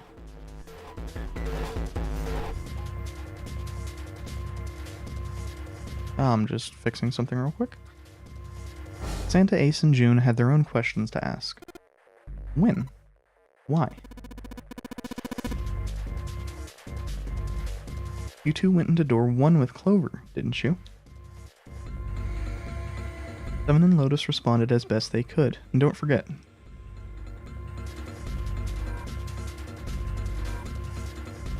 Door 1 is where we get the axe ending. Yeah, we went through the door together, but Clover barely spoke to us. She just did her own thing the whole time. There were 4 rooms on the other side of door 1. She wouldn't let us into the 4th room. She just said, I'll take care of this one, and shut the door. You must have blocked it with something on the other side. We waited for a while, but Clover didn't come out. We called for her, but she didn't answer. So I kicked down the door and we went into the room, but it was empty. Clover wasn't there. There was a door on the other wall, and it was open. I figured she opened the door and left by herself. We ran after her, of course, but, well, obviously we didn't find her. You figured that much out. Clover's gone. Junpei thought for a moment. When did this happen? We got here just before you. You certainly have excellent timing. You haven't searched anywhere other than near the staircase? No, we haven't. Finally, Ace spoke. His voice had an edge of resolve and concern. Very well then, we'd best separate and look for Clover. We haven't much time left. Let's begin. There were quick nods all around, and the six remaining players spread out. Junpei and June ran to the large hospital room together. Quickly as they could, they searched around and under the beds and in corners. She is not here. No, she is not. Alright, and just in case, we should go take a look in the shower room. Shower room? Where her brother is. He might have gone to see him. June bit her lip. She knew as Junpei did that there was only one thing to see in the shower room, and it wasn't pleasant. Might as well check, right? Go. There was a screwdriver stuck between the door and the frame. Junpei and June slipped through the door, moved down the hallway, and stepped into the shower room.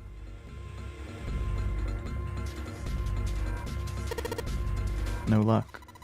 Yeah, I don't think she's here. June's face was voint. June's voice was faint, and she placed her hands over her mouth, her face looking a little green. The stench in the room was almost unbearable. It had grown far more unpleasant since their last visit. Junpei had eaten a lunch. He would have difficulty retaining it. He wanted to leave the room as soon as possible, but he had to be sure. And the only way to be sure was to check the other side of the divider. Wait here. June offered no resistance, nodding weakly to Junpei as he headed around the divider. What the hell does that LR mean? That's something that's bugged me this entire goddamn time. June offered no resistance. He stopped at the corner and turned his head. As he'd expected, Clover was nowhere to be seen. Only thing on the other side of the divider was a dead body lying in a reddish-brown puddle of dry and drying blood. There are many ways a man can die, but the skull was shattered, had little more than a pulpy mass of brain, bone, and viscera. Left arm was hideously twisted into horrific alien shape, bright white of the illness shining through the remains of skin and muscle. Huh? Wait. Bright white ulna? Oh. The pieces fell into place. Junpei remembered something Clover had told him in the laboratory. My brother's left arm is, it's not like a normal person's arm. The accident hurt him really bad. To save him, they had to cut off his arm. Of course. Why hadn't he realized it earlier? Clover had told Junpei that Snake's left arm was prosthetic, but the left arm in the corpse behind the divider was quite clearly a real human arm, or at least it had been once. That meant the corpse wasn't Snake. Junpei and June headed back toward the large hospital room. They stepped through the door out of the shower room.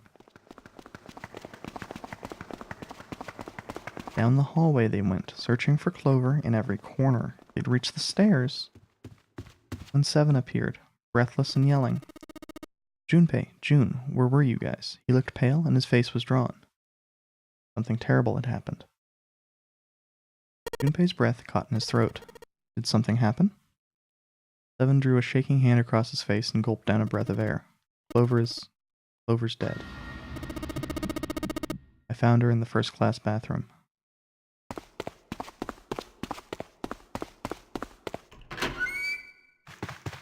Which is, of course, where we immediately head, because we need to see her dead body.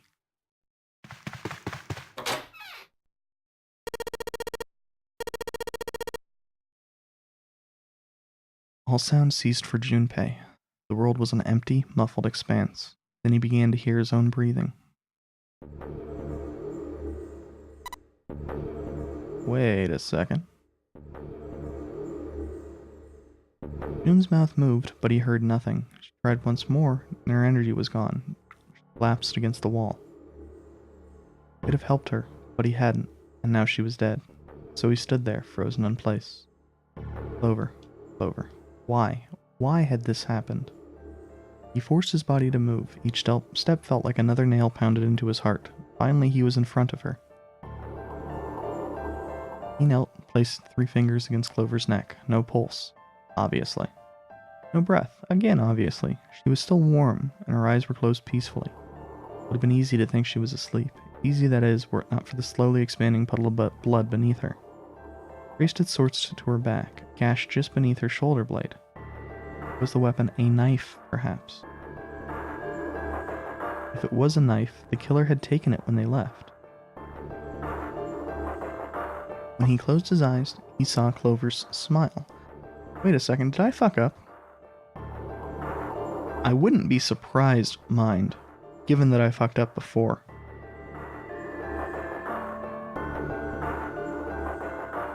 But I think this is leading to the knife ending, and I should be heading towards the safe ending. God damn it. Her innocent smile, her energy. He would never see her smile again. He could have done something. He could have helped her. His stomach twisted itself into a sickening knot. Junpei lifted a limp June from the floor and carried her from the bathroom.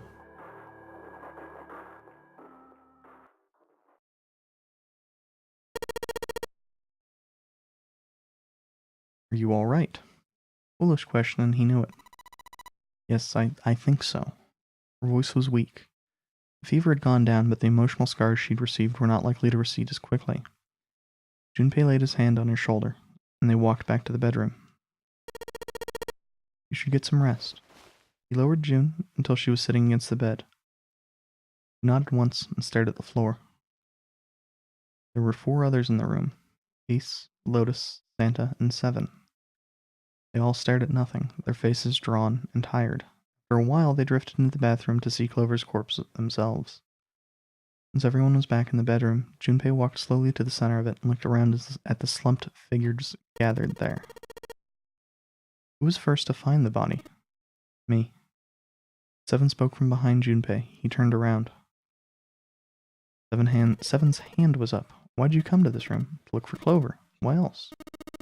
I found her body in the bathroom. As soon as I did, I ran outside. I got to the top of the stairs by the casino and yelled as loud as I could. Hey guys, I found her, but it's bad. She's in the bathroom in the first-class cabin. Come quick. Or something like that. Then I went back to the bathroom. Ace, Santa, and Lotus showed up real soon after that. But I guess you two hadn't heard me or something, because you didn't show. So I took off down the stairs to look for you. After that, I mean, you know the rest, right? Junpei nodded and closed his eyes. There was one more thing he needed to ask. Seven, there's one more thing I'm worried about. What's that? When we finished all the puzzles in this room and got the door open, you stuck one of those plates in between the door and the frame, right? Why'd you do that? Come on, didn't I already tell you that? I did it so the door wouldn't lock, so we could come back to this room. Oh, you think I did it? Well, I don't know. That kinda depends upon what you say, doesn't it? Seven sighed and shook his head. Follow me. There were 2 doors standing next to one another. He opened the one on the right. Behind the door was a closet. Seven stepped inside. Stood in front of one of the shelves that filled it, and gestured towards a small box. The box was a small metal cube. He looked at Junpei. This is the reason. This safe. We couldn't open it when we were getting through this room. I figured there might be something pretty important in it. I couldn't stop thinking about it. Besides, I figured eventually we might figure out what the numbers are for the safe. And if we did, I didn't want to screw around with door 5 again, so I put that plate in the exit door so we could get back in that way. You get it now? Junpei nodded and looked at the safe. He grabbed the handle and shook it. Nothing happened. It was as locked as it had been when Seven found it. There was one change, however. Just underneath the safe was a pile of fine reddish-brown powder. Rust. Junpei stared at it a moment. Had someone opened the safe, dislodging the rust? Okay, so we appear to be on the ending I was hoping we were going to be on. Junpei left the closet. Seven followed him back to the bedroom. It was cold and quiet. No one spoke. They sat, frozen in place by shock and grief and fatigue. The room felt tiny and oppressive, and the thick metallic smell of blood filled the room. Junpei turned and headed for the living room. Anything to get out of there.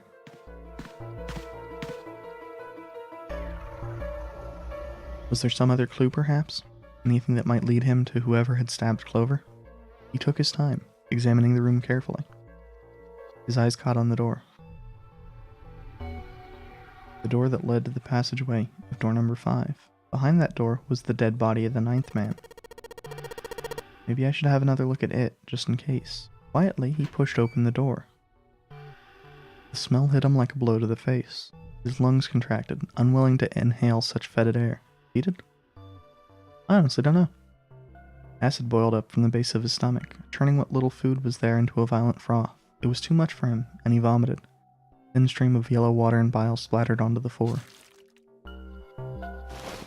Good sound effect there. He wiped his mouth weakly, staring at the dead body. Chunks of torn flesh lay in an arc around the body.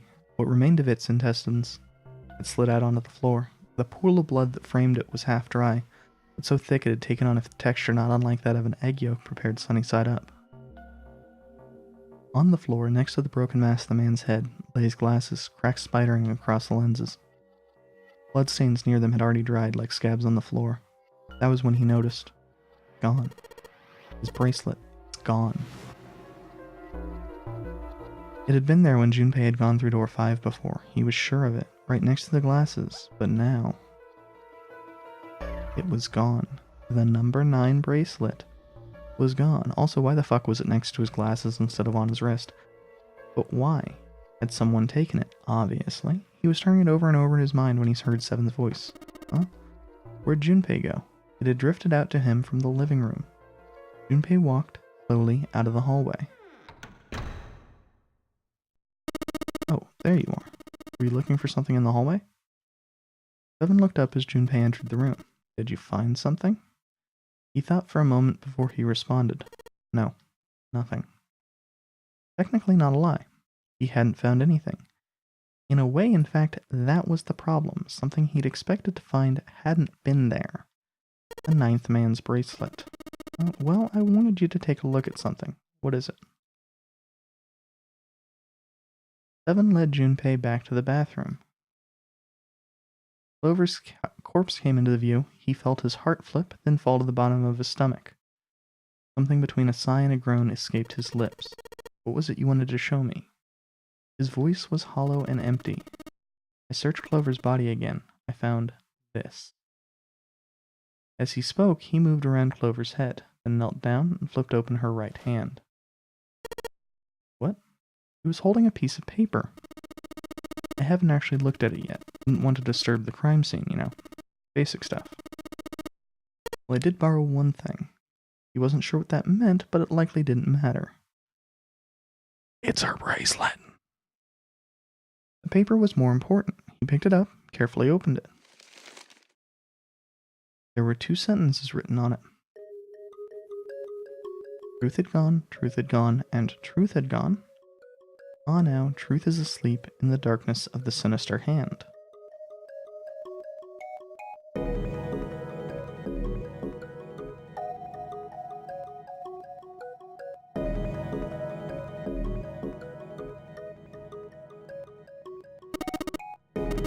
What is this? Some kind of secret code?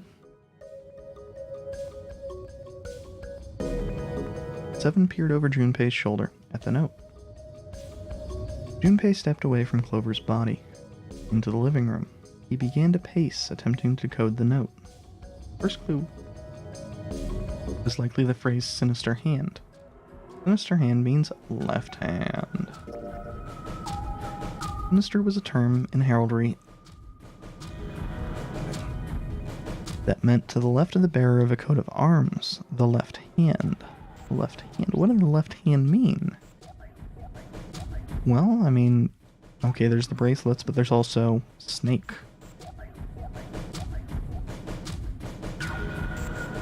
Snake has no sinister hand. No real sinister hand. Examine the bracelet closely. There were 2 protrusions on either side of the face. Left and right sides of the face. Left and right. Left and right. Right and left. Truth is gone. Truth gone. It sounded funny. What did it mean? Truth gone. Maybe those 2 words.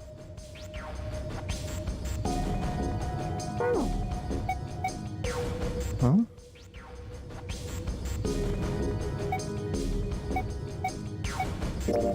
I'm not real sure. What else could gone and truth mean? Truth, of course, meant something was correct, something that was fact. In other words, something that was right. It would follow then that gone meant left. After all, after someone left, they were gone. In this case, however, they clearly referred to their directional homonyms. So that means truth is right and gone is left. That seemed to make sense. Junpei looked at the bracelet again. 2 protrusions on the left and right side of the face. Junpei pressed them in the following order. Well, I think that would be what? Right, left, right, left, right, left.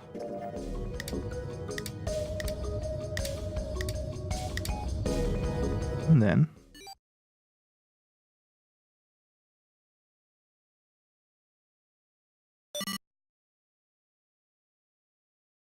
one after another, 8 numbers flashed on, then off on the face of the face? I'm certain that means that's supposed to say on the face of Junpei's bracelet.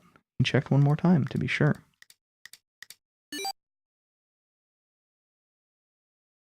1, 4, 3, 8, 3, 4, 2, 1. A 4-number safe code, huh? Huh. Hey, what are those numbers? Junpei didn't answer. He couldn't answer. He had no idea what they were either. Besides, he was sure he would forget the number and the order they came in if he said anything. 14, 38, 34, 21.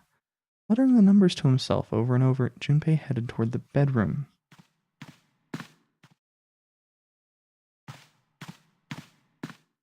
Fourteen 34, 38, 34, 21. 14, 38, 34, 21. So on and so forth. Before long, he found himself in front of the safe again. The lock was the only device he could think of that required a sequence of numbers such as the ones he'd just discovered. Besides, someone had opened the safe at least once already. Had Clover come to the bedroom to open it? Junpei slowly dialed in the numbers the bracelet had given him. Oh, that sounds tedious as hell. An actual 8-number safe combo? Finished. Junpei heard the small telltale sound of a lock opening. He grabbed the handle, took a deep breath, and pulled it up. Inside was a piece of paper. It was roughly the same size as the one Clover had been holding. Junpei picked it up. This is what it said. Fact 1. The nonary game was played once before, 9 years ago. Fact 2. The person with the number 2 bracelet attended the game 9 years ago. Fact 3. It was planned by the following 4 people. Cradle Pharmaceutical CEO, Shintaro Hongo. Cradle Pharmaceutical Chief of Staff, Nagisa Nijisaki. Cradle Pharmaceutical R&D Supervisor, Teruaki Kubota. Majority shareholder in Cradle Pharmaceutical, Kageshika Musashido. I must punish them for the innocent lives they sacrificed. This is the only warning they will receive. That innocent souls might be saved, I now state the truth. 0. Junpei left the closet. There were 5 people waiting for him in the bedroom. Ace, Lotus, Santa, Seven, and June. He looked at each one of them in turn, and slowly placed his hands in the pockets of his vest. Sorry, but do you think you could all come with me? Come with you? I want all of you to go to the big hospital room. Why? There's something I want to be sure of. What do you want to be sure of? I want to know if the person I suspect is really the culprit. Wait, then you're saying, yeah, I think I've got it figured out. I know who killed Snake and Clover. The atmosphere in the room changed. Grief was suddenly gone, replaced by attention like a strap of leather stretched to its limit. 5 sets of eyes stared at Junpei. He pretended not to notice. Anyway, if you could all please move to the big hospital room, I'll explain everything as soon as we get there. And almost as if on cue, the bell began to ring. They all heard it. It was the bell from the clock in the main staircase.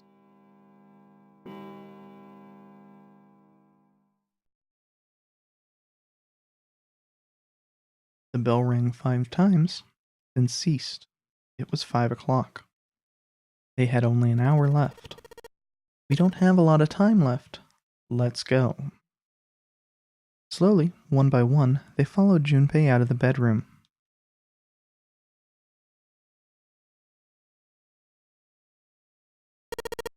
Actually, before we get started, I was hoping you could do something for me. Junpei stood in front of door 3 and turned around. Ace, 7, and Lotus, could you please place your palms on the red? Huh? Why? If we need to get to the shower room, why don't we just... No, we're not going inside. Once you've authenticated, step away from the door. Why? Please, just do it. Or perhaps you don't want to know who killed Snake and Clover. Junpei's implication was clear, and 7 understood perfectly. Fine. What about you, Ace? Lotus? Very well. Sure.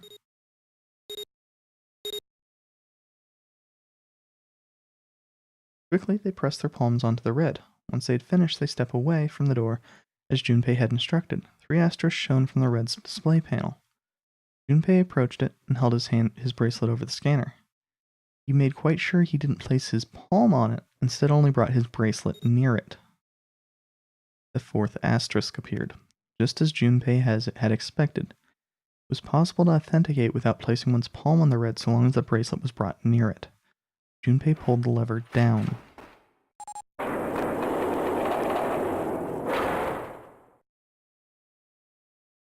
Door 3 opened like a hungry mouth. 9 long seconds passed. And the door shut, unfed.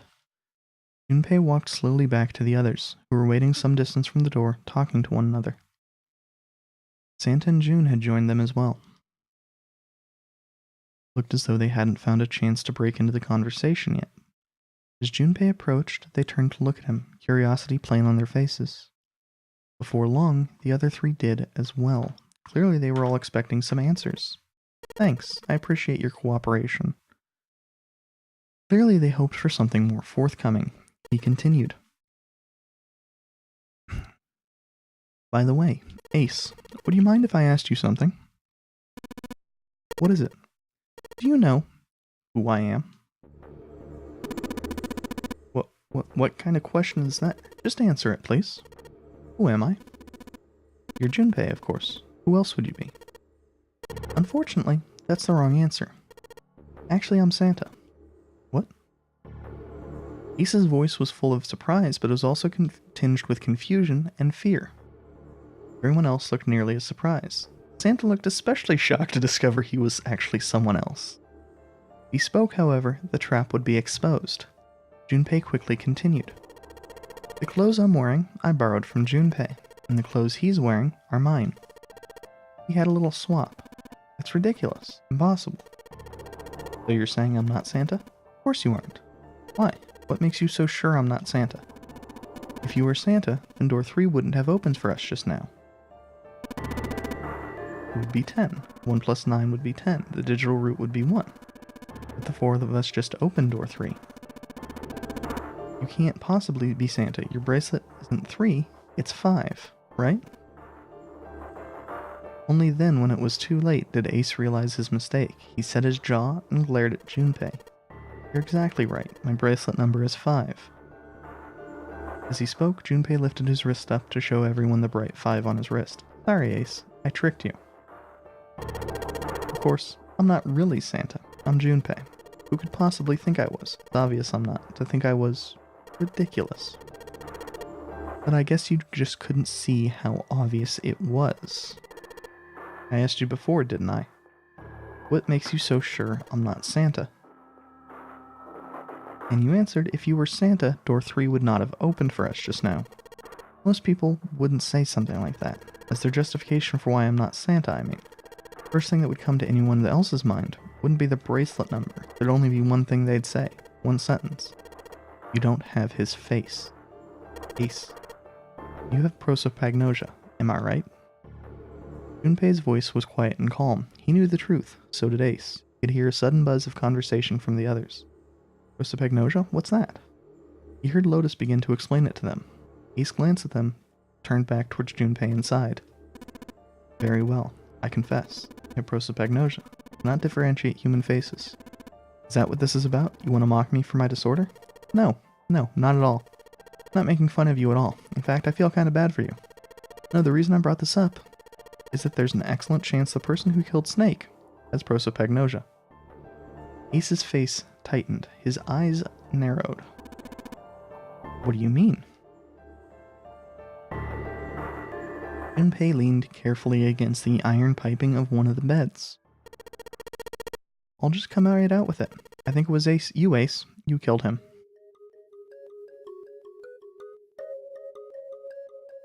Junpei was suddenly aware of 5 pairs of eyes on him. He had their undivided attention now. The room had grown very, very quiet. Junpei took a deep breath. That's ridiculous. What possible evidence do you... I have 3 pieces of evidence. The first, think back to a few hours ago. You made us argue over the 3 doors here in the big hospital room. There's no way all 7 people could go through them. Lotus suggested we sacrifice one of us. Lotus looked away awkwardly. Junpei glanced at her and continued. When you, Ace, said, I'll stay here.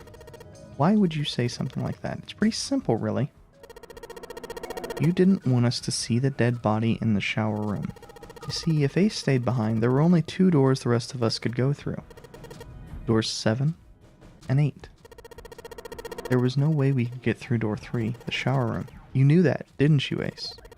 That's why you volunteered to stay behind. Come on now, I think that's going a bit far. I can understand if you're jealous of my bravery, but please don't devalue my actions. I only wanted to save the rest of you. Surely you can understand my altruism. Altruism, huh? Junpei stared off into the darkness at something very interesting, and lazily began to dig a persistent bit of wax out of his ear. You already knew, didn't you? You knew that whichever doors we took, eventually we'd end up back in the big hospital room. What on earth are you saying? Of course I didn't know that. How could I have? Really? Yes. Bleeding was not something they'd heard from Ace before. Junpei pulled the piece of wax from his ear, glanced at it, and flicked it off into the darkness. Ah, well that's cool. Still got 2 more pieces of evidence that say you're the killer. Second is that, as I said earlier, you have prosopagnosia. You mean to imply that a person who can't distinguish human faces must be a bad person? Junpei, they call that prejudice. No, I'm not that stupid. Then why? Well, before I explain, I suppose there's something I should tell you. The corpse in the shower room, not Snake's. What? Ace's face went pale. The others looked confused as well. If the body wasn't Snake's... I didn't put it together right away, but there was something Clover told me. She said that Snake's left arm was prosthetic. He'd lost his real arm in an accident. But the body we saw in the shower, let's call him Guy X. Guy X's left arm was definitely flesh and blood. In other words, Guy X couldn't possibly have been Snake. Oh god, no, that's impossible. Ace started muttering deliriously to himself, shaking his head back and forth. Junpei was long past caring. Let's say, hypothetically, that the killer didn't have prosopagnosia. If that were the case, he would immediately realize that Guy X was not Snake. Even if the clothes were the same, their faces would be completely different. It would have been obvious they were different people. Yet they still killed him. Why? Why would they kill a stranger who'd only just shown up? On the other hand, if the killer did have prosopagnosia, it makes sense. They thought Guy X was Snake and killed him. Wait just a moment. Say you're right, I mistook Guy X for Snake. Even if I did, I would have had no motive to kill him. Why would I want to kill Snake? I can think of at least 2 motives. 1, Snake knew about your past. If he ever revealed what he knew, that would have been really bad for you. You really didn't want that to happen. To make sure Snake's mouth stayed shut, you killed him. 2, Snake had a grudge against you. You knew that, or at least you could have easily assumed he did. Even without exposing your identity, he was a threat to you. You never knew when you might be attacked. You never let your guard down. Every moment was a moment he might try something. You didn't want that kind of danger hanging over you. Do you? Hey, hold on a minute. For the first time since the beginning of Junpei's explanation, someone besides Ace spoke. What's the past that Ace wouldn't want us to know? Why did Snake have a grudge against him? Look at this. He handed Santa a small piece of paper. Santa squinted at the paper and began to read. The Nonary game was played once before 9 years ago. The person with the number 2 bracelet attended the game 9 years ago. It was planned by the following 4 people. Cradle Pharmaceutical CEO Gentaro Hongo. But this. Slowly, Santa looked up from the paper. His eyes met Junpei's. It's the message from Zero. It was in the safe in the first-class cabin. Then suddenly, give me a break. Ace's face was red and shaking, his voice full of fury tinged with desperation. That paper's a lie. Someone's trying to frame me. Me. You said me, right? Junpei's eyes narrowed, and the trap began to close. Ace inhaled sharply. His eyes flicked off of Junpei to something, anyone else. Wouldn't that mean you're admitting you're Hongo, the CEO of Cradle Pharmaceutical? Or am I mistaken? It was as though a switch had been flipped. The color drained from Ace's face as he'd realized what he'd done. His eyes went wide. Very well, I admit that much. I am certainly the CEO of Cradle Pharmaceutical, Gentaro Hongo. But what if I am? I don't know anything about this Nonary game that supposedly took place 9 years ago. Everything on that scrap of paper is bullshit. Someone is trying to set me up, you see. First of all, he stammered as he tried desperately to work himself to a more tenable position. Junpei, you're claiming I did all this by myself. Think that over, alright? How could I have killed Snake all by myself? Not Snake, it was Guy-X. I don't care who it was. You said the killer put this other man into door 3, right? Yeah, maybe. And I couldn't have possibly done that alone. I couldn't have opened door 3 with only myself and Guy-X. Nope, I could have. What? Ace's face was tight and his teeth were clenched. Junpei fixed him with a level stare. The trap was about to close. Actually, Ace, when you were unconscious, I took something from you. Remember when you were injected with that anesthetic and fell asleep in the big hospital room? Yeah, back then. I took this. Junpei put his hand into his pocket. No, you couldn't have. Ace's right hand moved. Junpei smiled. I got you, Ace. Your right hand there tells me all I needed to know. You want to tell me what you were so worried about? What's in your pocket? The number 9 bracelet, isn't it? Ace, Guy-X, and the 9th man's bracelet. That was all you needed to open door 3. How you killed Guy-X, all by yourself, Ace. All you needed was the number 9 bracelet in your chest pocket. Ace lowered his hand from where it had stopped halfway to his pocket.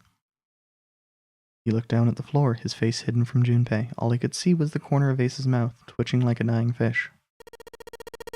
If you want to play innocent, that's fine by me. Go ahead, tell me I don't have the bracelet if that's what you want to do. But if you could take off your coat and hand it to me, I'd really appreciate it. Otherwise we'll have to take it from you by force. Right, 7? Yeah, it'd be my pleasure.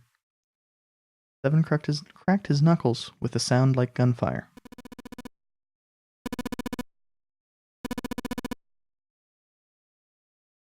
Ace roared with laughter. He threw his arms wide and his head back and laughed, filling the room with a sound that scarcely belonged there. Then it stopped. His arms came down, his head dropped to look straight ahead at Junpei. His face was flat and cold, devoid of any emotion. Well done, Junpei. As you so correctly deduced, I have the number 9 bracelet. I retrieved it while we were searching for the missing hardware for the Red. Left the room I was supposed to search and headed down to the first-class cabin on B deck. His voice showed no emotion, no sense of remorse or interest. It was almost bored, as though he were reciting an especially dull corporate letter. My purpose was to obtain the number 9 bracelet. 9's a potent ally in the Nonary game. Adding 9 to any set of numbers won't alter the digital root.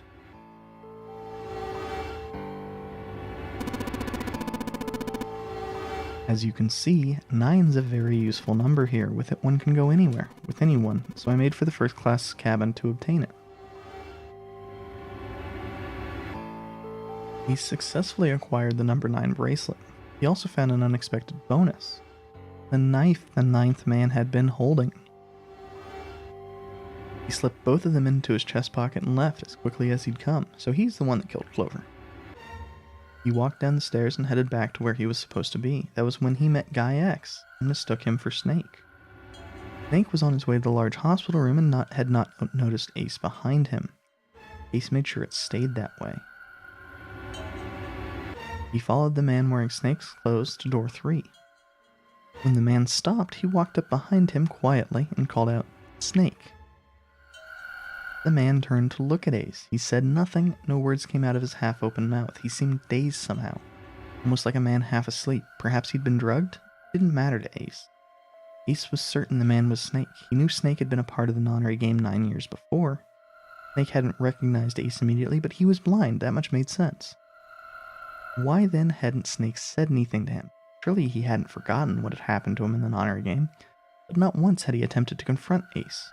Perhaps his lack of sight had prevented from recognizing Ace. Perhaps Snake had conspired with Zero to deceive Ace. In either event, he was a threat, and it was better to deal with him sooner rather than later. Ace's mind was made up. He moved. He held the number 9 bracelet over the red. He waved his own bracelet in front of the red and finally grabbed Snake's arm, shoving his hand against the scanner panel. The door opened. Ace threw the man through it. 9 seconds later, the door shut.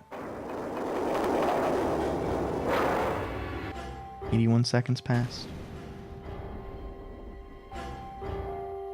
The man inside the door passed away.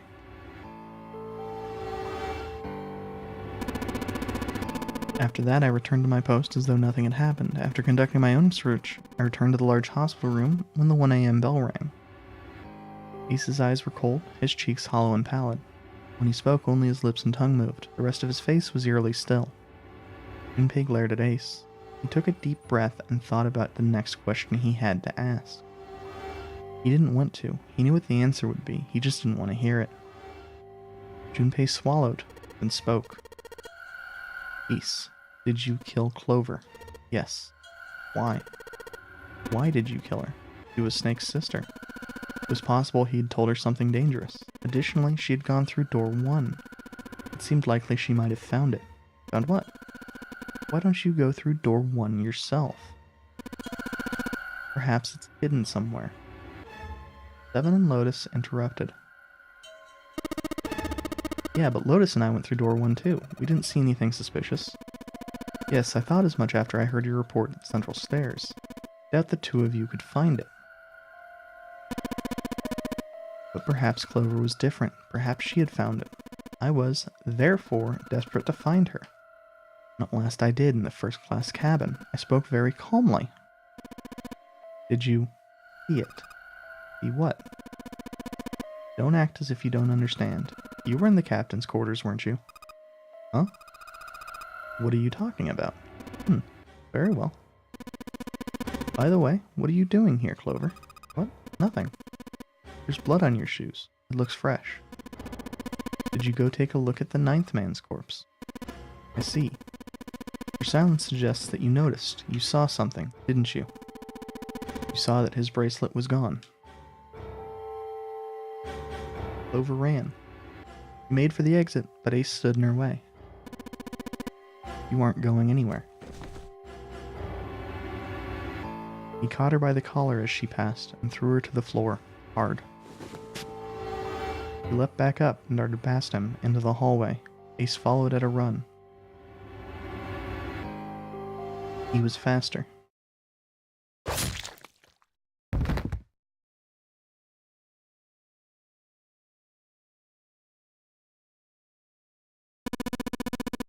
That was how I killed Clover. His face hadn't changed. If he felt guilt, or remorse, or anything one might feel after taking the life of another human being, it didn't show. "You son of a bitch." Seven's whole body trembled with rage, and his voice rumbled with hate. And his eyes were bloodthirsty, and Lotus and June's faces were distorted by anger and hatred. Ace looked at them and smiled. It was a cold, cruel thing, with no humor in it. He shook his head and sighed. "I admit it. I've lost.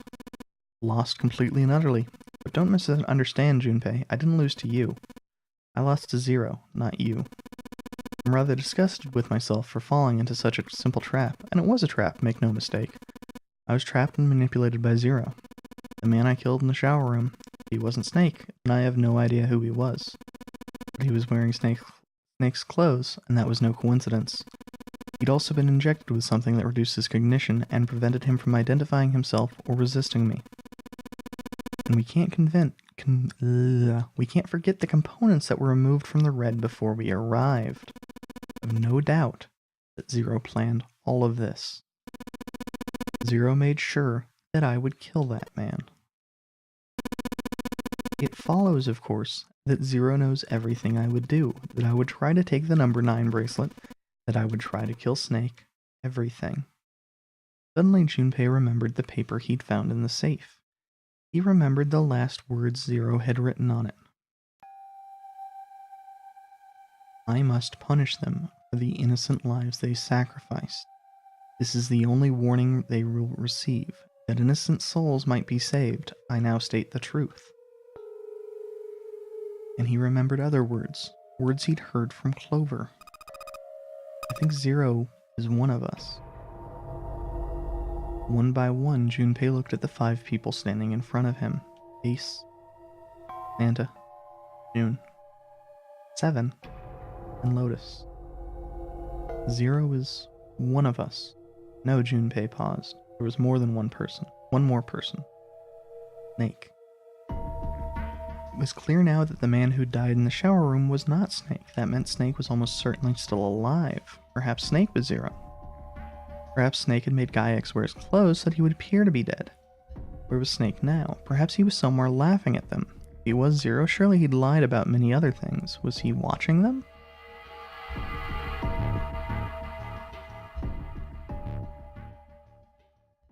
I'd forgotten how long this carries on for.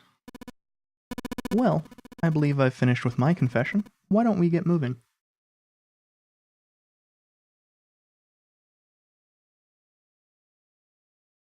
He sounded as if he'd just finished doing nothing more exciting than describing the weather. For Santa, it was the last straw. What the hell is this shit? You aren't going anywhere, you son of a bitch. We're gonna leave your ass here to rot. Why? Because I killed Clover? That's ridiculous. Why are you so upset that I killed the little bitch? She was nothing to you. A stranger you only met a few hours ago. Am I wrong? You bastard. 7 roared and lifted a fist that would have likely shattered Ace's jaw. But someone else was faster. It was Lotus. She stepped toward Ace, raised a fist of her own, and drove it straight into his nose. Huh. You've got some fire, don't you? I confess, I rather like a tough woman. He sniffed and wiped a small trickle of blood from his nose with a raised eyebrow. Maybe you'd like another one then. Ah, before that, let me give you one of my own. Huh? Lotus scarcely had time to blink. Ace snaked his arm around her and pulled Lotus's back up against him. In the same motion, he reached into his coat pocket and pulled out the gun. It was a gun, the revolver. Almost lazily, he tilted it to point at Lotus's head. If any of you so much as blink, I won't hesitate to pull the trigger. I've already killed 2? No, 3 people. Don't think I'm not ready to make it 4. 3 people? What do you mean? Well, he was clearly behind the 9th man. Very well. Let me take this opportunity to illuminate you. The person who killed the 9th man was me, although I suppose to be more accurate, I encouraged him to get himself killed. While we were examining the main staircase, he came to me and told me his name. I recognized it at once, so I gave him a little push, just a little white lie. It seems the setting for the dead were altered. Now it only requires a single person to activate the detonator in the bracelet. Investigate what's beyond door 5. We'll meet again later. Okay, have a good one, guys. I'm going off ahead now. Well then. Hit. Why isn't it stopping? God damn it. You lied. Open the door. Please. I'm begging you. Help me. Please. Get me out of here. Get me out of here. There's no time left. Listen, I was lied to. He lied to me. He put me in here. It was him. He killed me. It was him. And it's a plot contrivance, but I actually don't really blame the game for that one. I'm not real sure I would be thinking much straighter than the ninth man was. I had 4 reasons for killing him. As I said before, in the Nonary game, the number 9 bracelet is of utmost importance. If I'd allowed him to keep such a useful tool, he, or it, would have become a threat to me. As such, I decided that he should be eliminated early on. 2, I wanted the number 9 bracelet. If I could manage to obtain it, I'd be able to manipulate the game as I saw fit. I would be unable to acquire the bracelet unless its owner was dead. 3, even setting aside his number, he would have been nothing but trouble for me. He was aware of my past. He knew what happened here 9 years ago. It was important I eliminate him before he was able to disseminate this information. 4, lastly, I wish to conduct a simple test, a test to see if this Nonary game was serious or a poor attempt at a joke. I needed to be quite sure. As such, I encouraged him to act against the rules so that I might observe the outcome. Junpei glared at him. I don't get your third motive. What the hell happened 9 years ago? Didn't I say? The Nonary game was played. I planned it out, and I conducted its execution. Why? What on earth was it supposed to do? I don't really think I have any obligation to tell you that. Ace smirked. He was trying to provoke them, and it was working. Although Ace had paid very little attention to Lotus after catching her, the gun never waved from her temple. She looked quite pale, and when she spoke, her voice shook. What's with the gun? Where did he get this? Why don't you tell her, Santa? Santa ground his teeth and glared at Ace, on the other side of door 6. We found the gun in the coffin in the cargo room. Right? The bastard must have grabbed it when we weren't looking. Indeed I did. That was a pretty serious mistake, you know. Just saying you intended to leave it behind. Ace laughed, short derisive snort, and gave Junpei a sickeningly pitying look. Well, there isn't much time left. I'll be off then. Where are you going? Do I really need to explain? I'd assumed it would be obvious. I have the number 9 bracelet, and now I have Lotus. Wasn't there a door with a number 9 on it in the room that looked like a church? That's where you're going, isn't it? And how do you know that? Santa told me about it while we were looking for Clover. I see. You are correct, that is my destination, but now I must say goodbye to all of you. Come on, please don't forget my warning. Move, and I'll pull the trigger. I don't need her alive to open the door, you know. He spoke, Ace began backing toward the door, practically dragging Lotus behind him. Junpei, Santa, June, and Seven stood, frozen. Ace had the face of a man gone mad. They had no doubt he would pull the trigger. Ace had reached the exit. He forced Lotus to open it, and turned and addressed them once more. Goodbye. And he stepped through the door. It fell shut. In the blink of an eye, they were gone, and as soon as Ace and Lotus were gone, Junpei and the others leapt for the door, in pursuit of Ace. As Junpei laid his hand on the doorknob, there was a noise behind him. He looked over his shoulder. June was kneeling on the floor, breathing heavily. Hey, June, what happened? Are you alright? Santa ran to June and wrapped his arm around her before she could collapse all the way. Jesus, you're burning up. Your fever's back. Are you okay? June's fever had returned, again for no apparent reason. Her eyes were watery, and her eyelids drooped. Her breath came in dry, shallow gasps. I'm okay, really, I'm fine. You should be worrying about Lotus. She was breathing hard now, and she could barely summon the strength to talk. Junpei was torn. He couldn't leave June alone in the state she was in, but every moment they waited, Ace was further away, Lotus's life in his hands. What was Junpei supposed to do? June's eyes drifted to Junpei's. She managed to muster a weak smile. Jumpy, don't worry about me. I just need a little rest. I'll be fine. Don't you remember? I just needed to rest a little bit last time. So please save Lotus. Think about what Ace has already done, Junpei. When he's got what he needs from Lotus, you really think he's gonna let her just walk away? God damn it. You guys go on ahead. As soon as June starts feeling better, we'll follow you. Go. Junpei looked at June. She nodded once. She couldn't manage much more. It was all the confirmation Junpei needed. His resolve was set. Alright, come on, Seven. We're going after Ace. Oh yeah. Santa, you take good care of June. I'm trusting you. Santa nodded. Junpei turned before he had a chance to change his mind and started running toward the door. He could hear Seven's heavy footsteps behind him. Let's go. Junpei and Seven exploded into the hallway, their feet pounding the metal floor as they ran.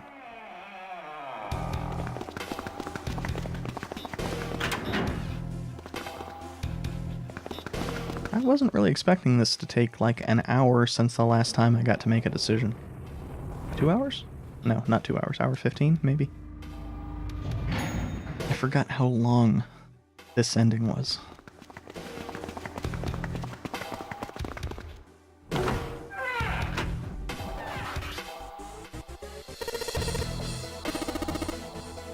Junpei and Seven had finally arrived at the church, exhausted and out of breath as their lungs struggled to catch their breath. Their eyes frantically scanned the room. No sign of Ace or Lotus. You think they already went through? He reached up to wipe a palmful of sweat from his brow. Maybe. Even as he spoke, Junpei was already on his way to the larger of the number 9 doors. He looked at the red. Vacant. Play red vacant. Spun around and head to the smaller door. This red would tell him if Ace and Lotus had moved to another room. Engaged. It's occupied. That means Ace and Lotus went through here. Yeah, it seems like it. Junpei and Seven stepped away from the door. They retreated to the center of the room and began to talk. What do we do now? Yeah, what should we do? Well, the big door's still vacant, but 2 of us can't do anything with it. Yeah. First of all, our digital route's not 9. Just then, as they were pondering what to do next, the coffin started knocking. There was a noise. A noise like someone hitting a thick wooden panel. Actually sounds more like somebody knocking on a metal front door. Junpei looked up, surprised. Seven followed suit, his eyes jumping around the room looking for the source of the sound. It wasn't long before they found the altar. More precisely, what was on it. The coffin. Yeah. Let's open it. How? By force. I don't think that's gonna happen. Well, you never know until you try, right? The only necessity for success is the willingness to suffer 1,000 failures. Who said that? I forget. Anyway, we've gotta try. Junpei and Seven left at the coffin. They grabbed hold of what purchase they could find and pulled. Damn it. See, didn't I tell you? If you could just pull it open, why would it have something like that? Seven pointed at a keypad on the side of the coffin. Right, so unless I put it in the right passcode, it's not going to open. The noise hadn't stopped. In fact, as it continued, it had only gotten louder and more forceful. What were they supposed to do, Junpei wondered. There's some sort of clue somewhere.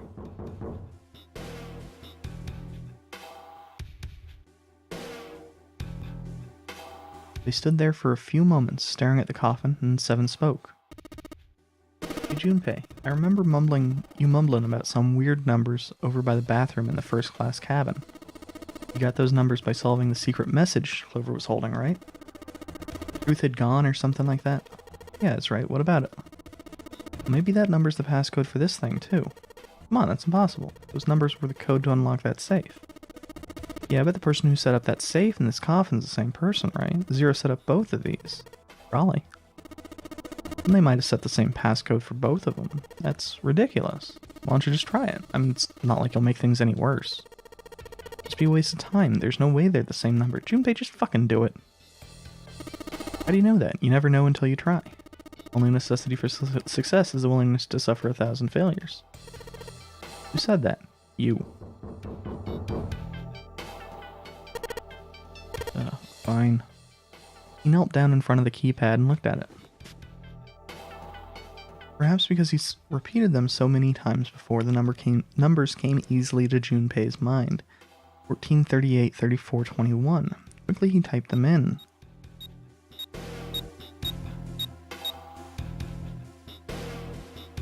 He checked he'd entered the right numbers, took a deep breath, and pressed the E button. Only took a moment. Lock open. What? You've got to be kidding me. There was a click. With a heavy clunk, the lid of the coffin slid off onto the floor. Someone sat up from inside. Snake. You... why? In some kind of robes. Robes that don't mean anything yet. But I do believe they start being meaningful end of the game or once the sequels come around. Ah, those voices. Junpei and Seven, unless I'm mistaken. Where are the others? Are they elsewhere? Of course, there was no reason Seven would have known anything about where anyone else would be. Junpei and Seven looked at one another. There was a great deal he needed to know, but...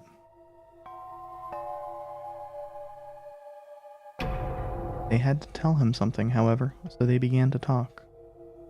Snake explained to them how he'd came to be locked in the coffin. Apparently he'd been hit with some sort of knockout gas. Junpei and Seven explained what had happened to the rest of them. There was one thing, however, that neither Seven nor Junpei could bring themselves to say. That Ace had killed Clover. They feared that if Snake knew, he might well go insane. They decided as much by a look the moment Snake had climbed out of the coffin.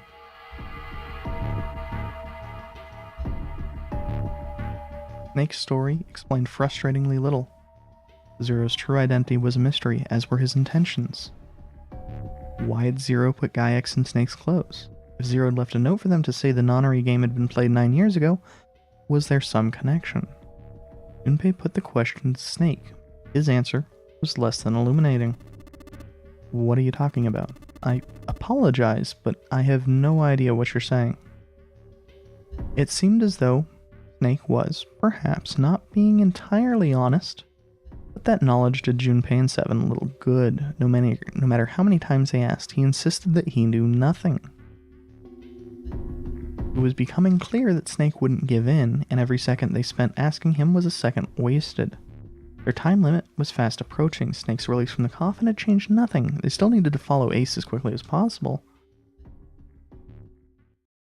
However, they stood in silence, the overpowering atmosphere of the chapel almost stifling.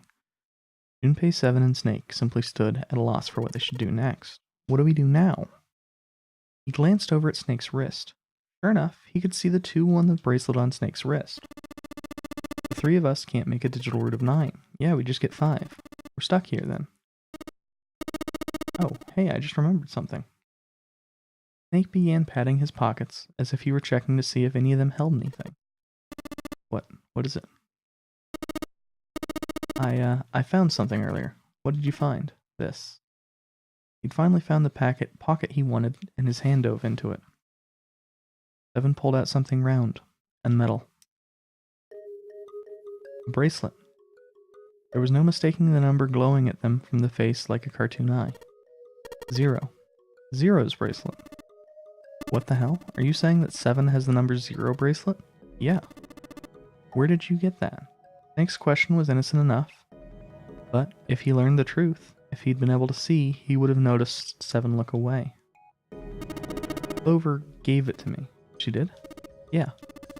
How did she come by it? Well, she found it, see, on the other side of the door 1, A deck, in the captain's quarters. She asked me to hold on to it because it was too big and bulky for her to be lugging around.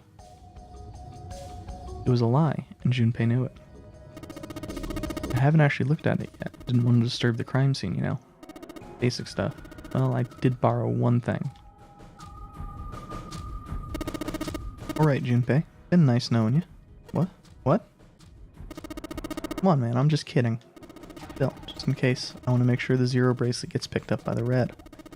Snake, give me a hand, alright?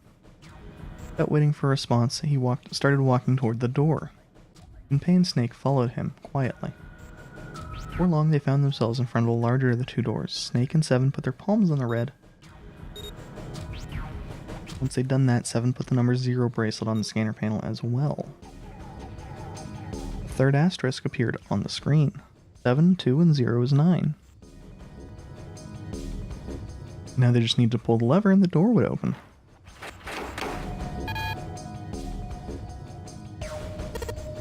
Huh? Why isn't it opening? Well, the 3rd asterisk lit up, so it must have registered the 0 bracelet. Maybe it isn't actually 0. What? That bracelet may not actually produce the number 0 when scanned. That is what I'm saying.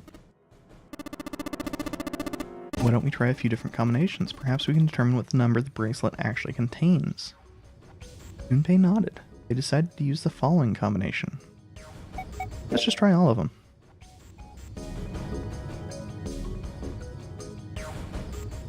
Combination worked and the mysterious bracelet's number was 4. However, obviously it's not going to work.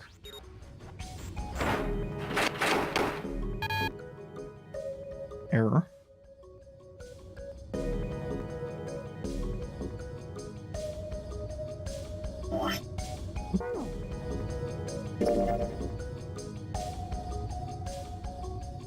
So, 7, it could be 2, which it again isn't going to be.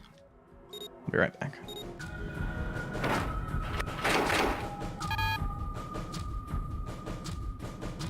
Actually just stretching my back while I continue hitting the A button.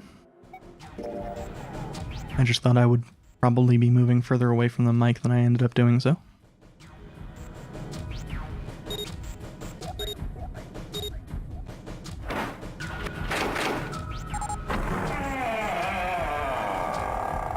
Interesting.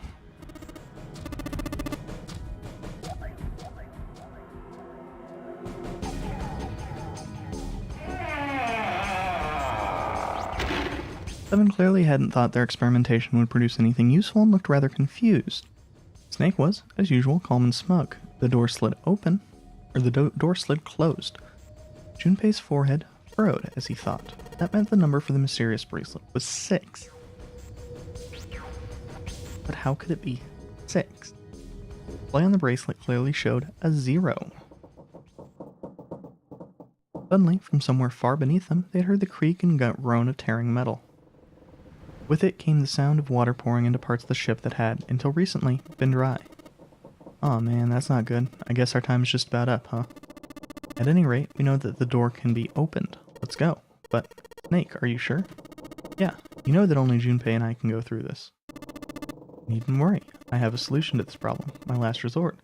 But if now is not the time for last resorts, then when? Last resort? Yeah, he can just take off his damn arm.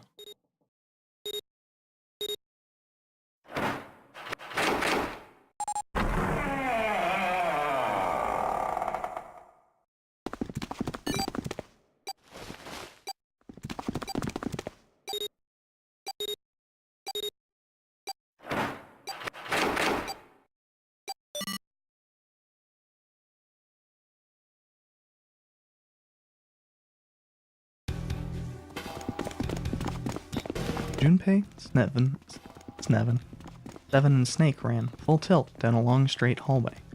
They were headed for the stern of the ship and had no time for distractions. As they ran, Seven spoke. Gotta admit, you really surprised me there, kid. Couldn't figure out how the hell you were gonna get out of that one. How come you didn't do that right off the bat? As I told you, it was a last resort. Had I used it at the beginning of the game, I would have come under a great deal of suspicion. I imagine most people would have taken it to mean that I was 0. Once they'd convinced themselves of that, I wasn't optimistic about my chances of making it out of here alive, let alone unscathed. I felt it best to play my cards close to the chest, as it were. That way, if I were in a situation where there was nothing else I could do, I'd have a little trick up my sleeve. I'd just take my bracelet off. Snake's plan had been simple, but effective. He'd simply removed the bracelet. How? Junpei, it looked as though Snake had simply crushed the bones of his hand that they were small enough to fit through the wristband. Of course, that would have been practically impossible, so how had he done it? Our brother's left arm it's not like a normal person's arm, it's fake. It's not a real arm. Snake had slid the bracelet off and tossed it in the coffin. With it gone, he'd little to fear from the numbered doors. He walked through the door easily enough, without authenticating. He stepped out the other side unscathed, and began running down the hall alongside Seven and Junpei. Kept running for a while longer, eventually came upon a set of stairs leading down on the right side of the hallway. He stopped, peering down over the staircase. As far as they could tell, it went all the way to the bottom deck. Didn't seem to be any flooding. They nodded quickly to one another, jogging down the stairs. It took only a few minutes to make their way to the bottom deck. There was a single hallway in front of them, at the end of which was a single door. Junpei threw it open. Inside was a massive iron gate. Plate was affixed to the top of it. It read, Incinerator. Incinerator? Oh my, that doesn't sound very pleasant. Do you see a lever near the gate, perhaps? Yeah, right over there. How did you know that? Well, I'd be happy to regale you with a story. I imagine it should only take half a day or so. Junpei grumbled, gave Snake a dirty look, and jogged over to the lever. If you pull it, the door ought to open. Got it. He pulled the lever down.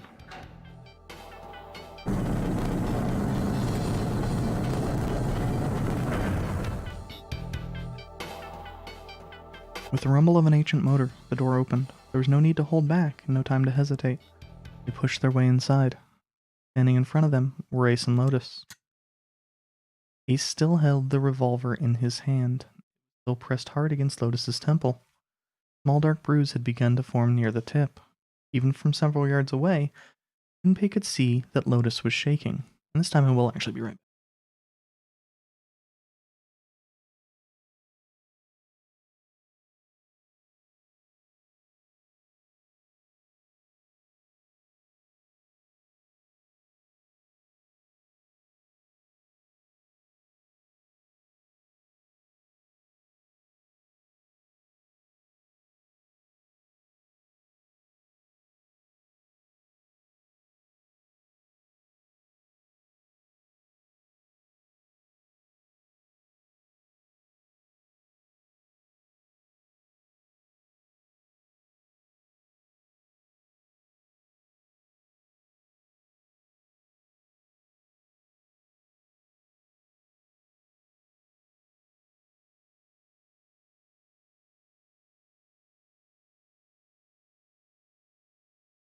Needed to stretch my legs a little bit. She was terrified, but perhaps more interesting was what Junpei saw behind them. 9. Another 9 door. But why? Why was there another one? The door stopped Junpei in his tracks. It simply shouldn't have been there. As his brain finally began to consider why, the whine of a warning klaxon filled the air, drowning out any thought. Warning. Warning, emergency incineration command has been acknowledged.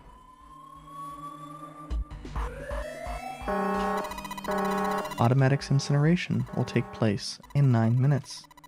Please evacuate the incinerator immediately. Oh my, how exciting. You've run quite a show here, Zero. Terrifying smile twisted Ace's face. What's the matter? Too frightened to understand? Here, let me explain. Said that the incineration system is about to activate. In 9 minutes, this room will be engulfed in flame. Huh? Who are you? You don't recognize me? I'm hurt. Me, Snake. Snake. Ah, yes, you are alive. I'm afraid your bizarre style had me confused. I'm quite glad to see that you're alive. Ace's voice didn't change. Snake ground his teeth. If you don't mind my asking, how did you get here? Snake, Junpei 7. The three of you couldn't have opened a door with a 9. Did you use Clover's bracelet, perhaps? What? Well, your reaction suggests that you did not. Hold on. Why did you think we'd have Clover's bracelet?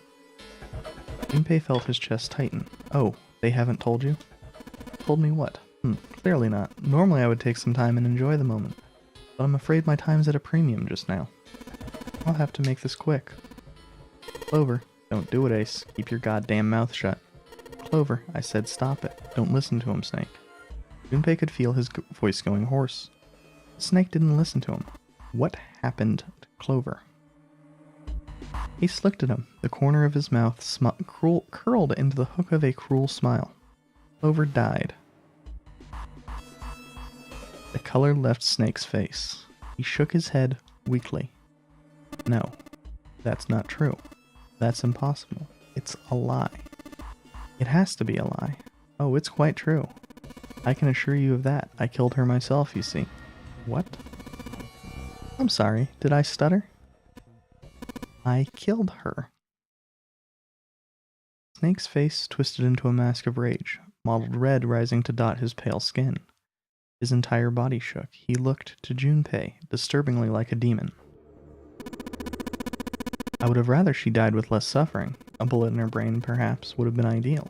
Unfortunately, that would have made quite a bit of noise. Circumstances being what they were, I was forced to settle for them.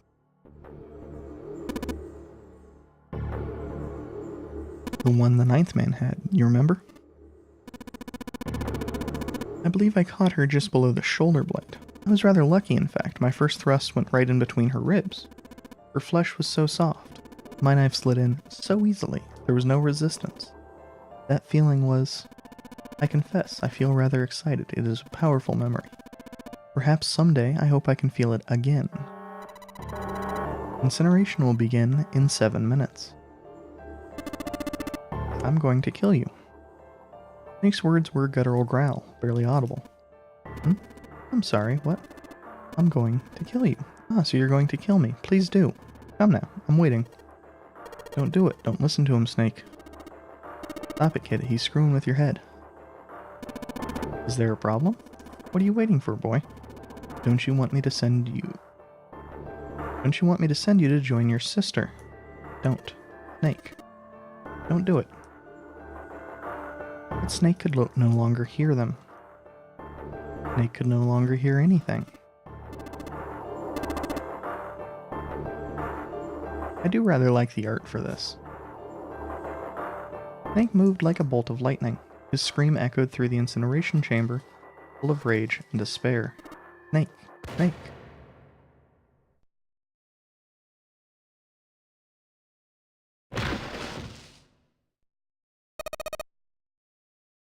Another scream filled the room. It was Lotus. She ran across the room toward Junpei, her eyes wide with terror. Snake's ill-fated attack had loosened Ace's grip on her, and she'd made a run for it. She reached Seven and Junpei and ducked behind them.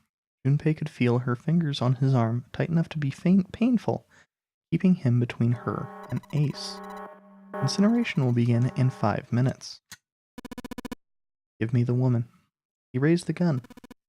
I need her. Without her bracelet, I'll be unable to open this door. Quickly now. I don't have time for your shenanigans. In the center of the room, Snake's body lay eerily still. He looked like a human larva, prone and vulnerable on the floor.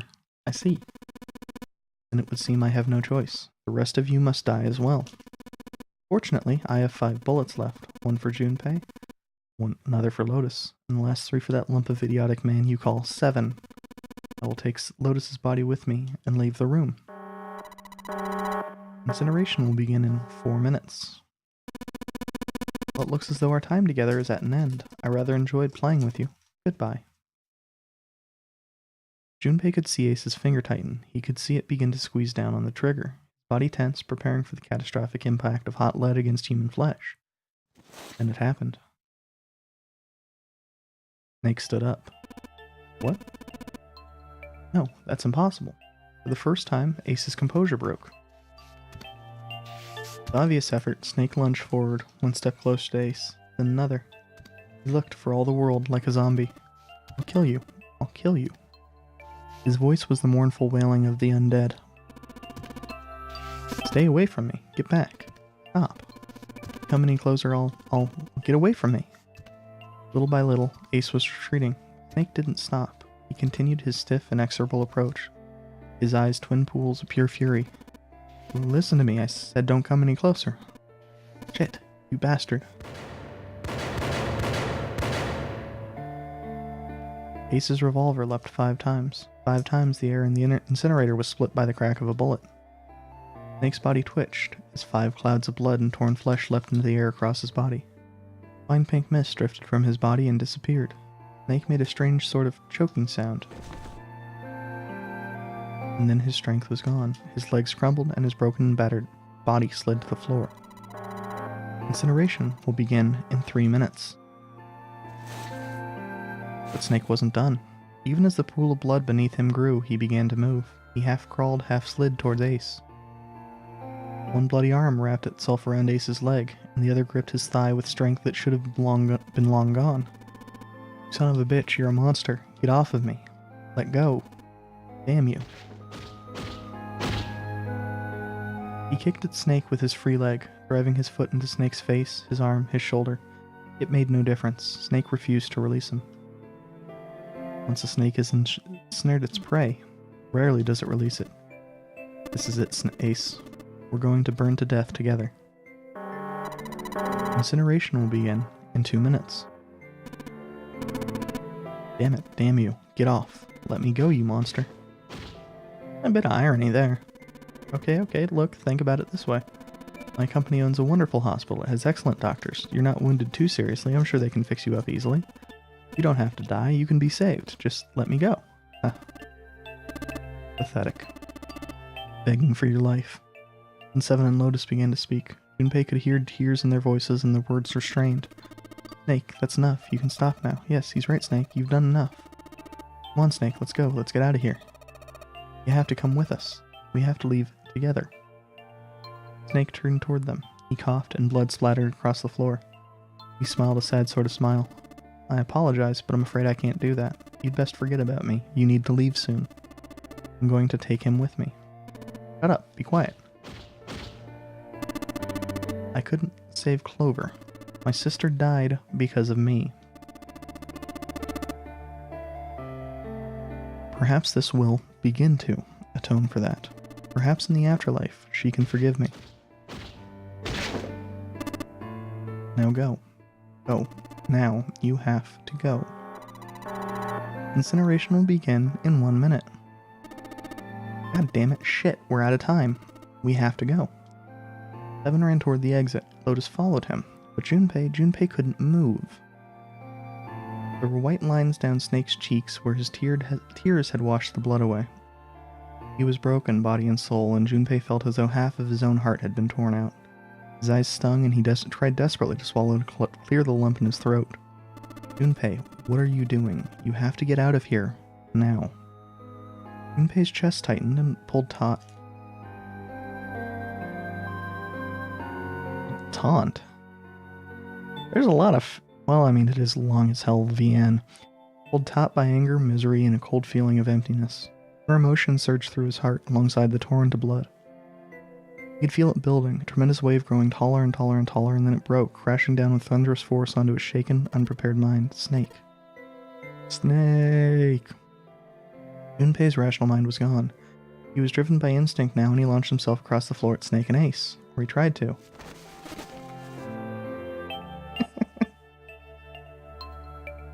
Junpei just looks dumb as hell there. Wait, don't be an idiot, Junpei. He felt a hand grab him from behind. It was Seven. Before he had time to react, the larger man had pinned Junpei's arms to his sides and was hauling him bodily back toward the door. No, I have to help Snake. Snake! Get off of me, let me go. Incineration will begin in 10 seconds. 7, 6. Damn it, I don't got a choice, kid. Don't blame me for this, alright? 5, 4, 3, 2, 1, 0.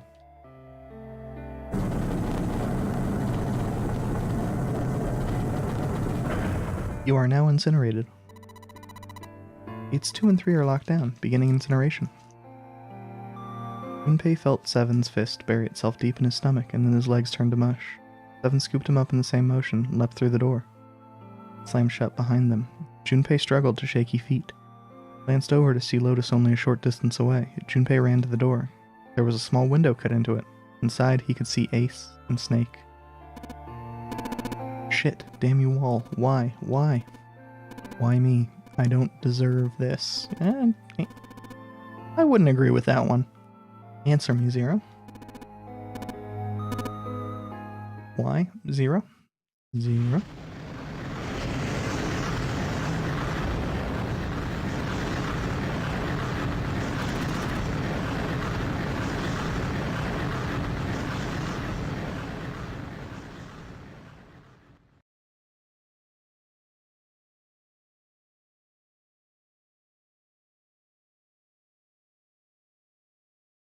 He didn't know how much time had passed. He didn't know how long he stood there in front of the incinerator.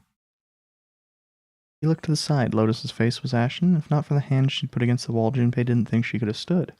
Seven looked old and tired and used. His eyes stared at the floor, seeing nothing. Junpei said nothing. He simply began to walk toward the open door, in the hallway they'd come down earlier. Hey, wait, Junpei. Junpei, where are you going? He blinked when their voices broke the silence. He stopped. You stay here. I'll go get Santa and June. You're gonna bring them here? How? Don't worry about that. Just stay here and wait, alright? He began to walk again. He looked over his shoulder and watched Seven and Lotus grow smaller and smaller. They stared back, not moving. He wasn't sure if they could. He turned around again. He knew where he was going. When they'd walked through the hallway earlier, he'd noticed an elevator at the end of the side hallway. If it still worked, then maybe. Before long, Junpei found himself in front of the elevator. Next to the door was a button with a triangle on it. Pushed it, and the door opened.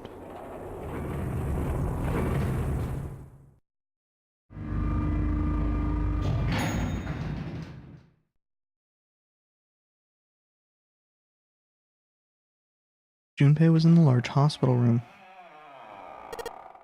June, Santa. He kept calling and walked to the center of the room.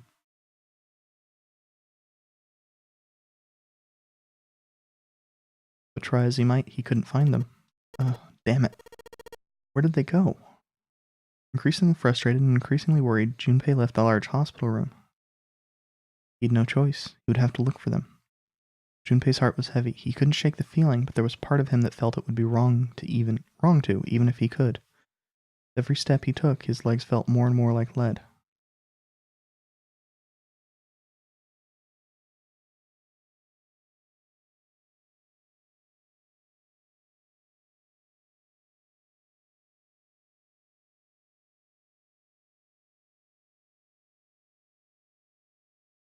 I had seriously underestimated how long this damn ending is.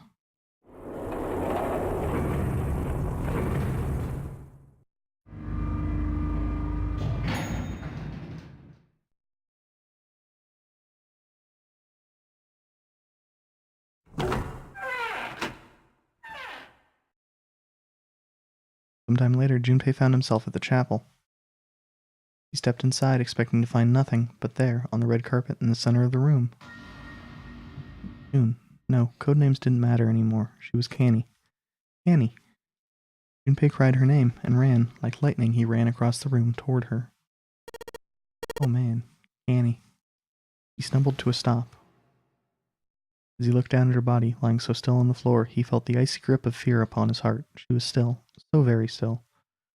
No, couldn't be. It was impossible. Slowly, Junpei bent down toward her. His hands shook, and he felt very cold and very hot at the same time. He forced himself to look. Her back was moving. Slowly, it rose and fell. A leaf washed over him. Annie. Junpei reached down and gently, very gently, lifted her up. Canny, are you alright? Jumpy. Her face was pale, her lips dry and cracked. Her eyes were blank and cloudy. They stared straight at Junpei, but saw nothing. Trembling, Junpei wrapped his arm around her back. She was cold. Very cold. Junpei tried to convince himself that it was only his imagination, but she felt as though she were fading away. He could feel his heart pounding frantically in his chest. Oh man, Annie. What the hell happened to you? You feel jumpy. I'm sorry. Her voice was very faint. I might not make it. No way. No way am I going to let you die. I'm going to save you. I promise. Thank you, Jumpy. Thank you so much for everything. I was really happy to see you again, Jumpy. Really happy. Don't give me that I was crap. You're going to see me again lots more times. You've just got to hang on, alright, Connie? Jumpy, did you know you meant a lot to me when we were kids? I've liked you for a long time, Junpei. A really long time. Junpei's vision had gone blurry. It took him a moment to realize his eyes were filled with tears. Feel a piercing point of heat deep in his heart like a white-hot flame. He looked down at Akane. Game over. There was a crack of static from above his head and a voice spoke. 0. You son of a bitch, where are you hiding? Junpei frantically scanned the ceiling for the source of the voice. I'm right here. I've always been close to you. What the hell are you talking about? No matter, I'll tell you again. Game over. This game has ended. No it hasn't. I'm not gonna let it end yet. I'm gonna get out of here with Akane. You can't. That is impossible. Why? Because you chose the wrong path. The wrong path? That is correct. Your path was inevitable, however. Admit defeat. Where there is shadow, there is light. Where there is light, there is shadow. So it goes. What are you talking about?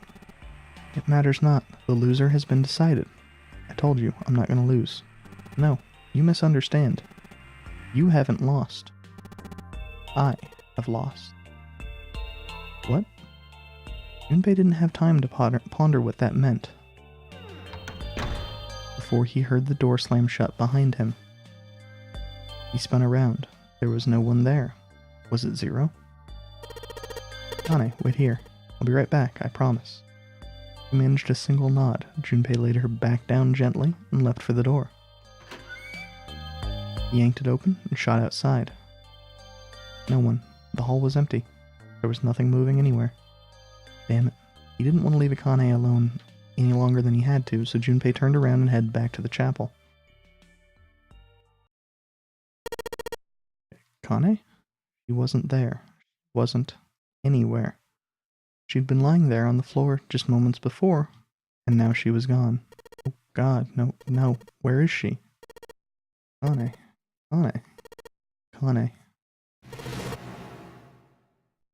His cry split the heavens themselves. He screamed until his voice gave out. Then he screamed some more. There was nothing, no answer. His voice faded away, and all that remained was cold and feeling silence. That was when he noticed it. Strange smell when he'd smelled before.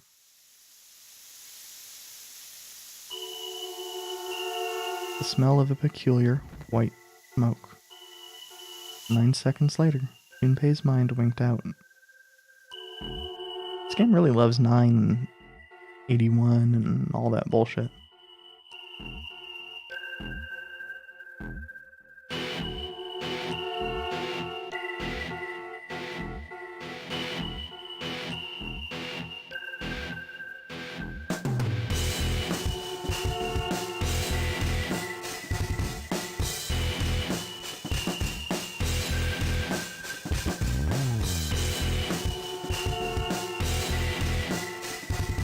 Well, much as I would love to sit here through the credits,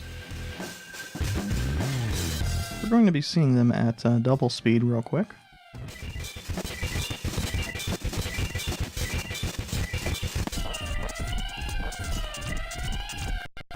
Obviously, it's not the end. But we needed to see that to get the true ending, which will be going after, what, next Wednesday?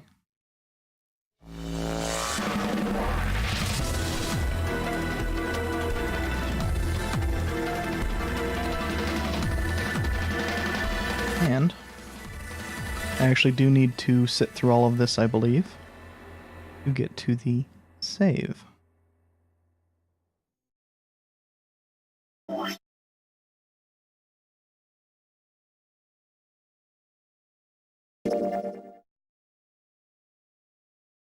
And you can see up top, the safe ending has been done. But we're still missing 2 bad endings. 2. The knife ending I brought up before, and I'm really not sure what the other one is. Oh, the sub ending. Forgot about that one.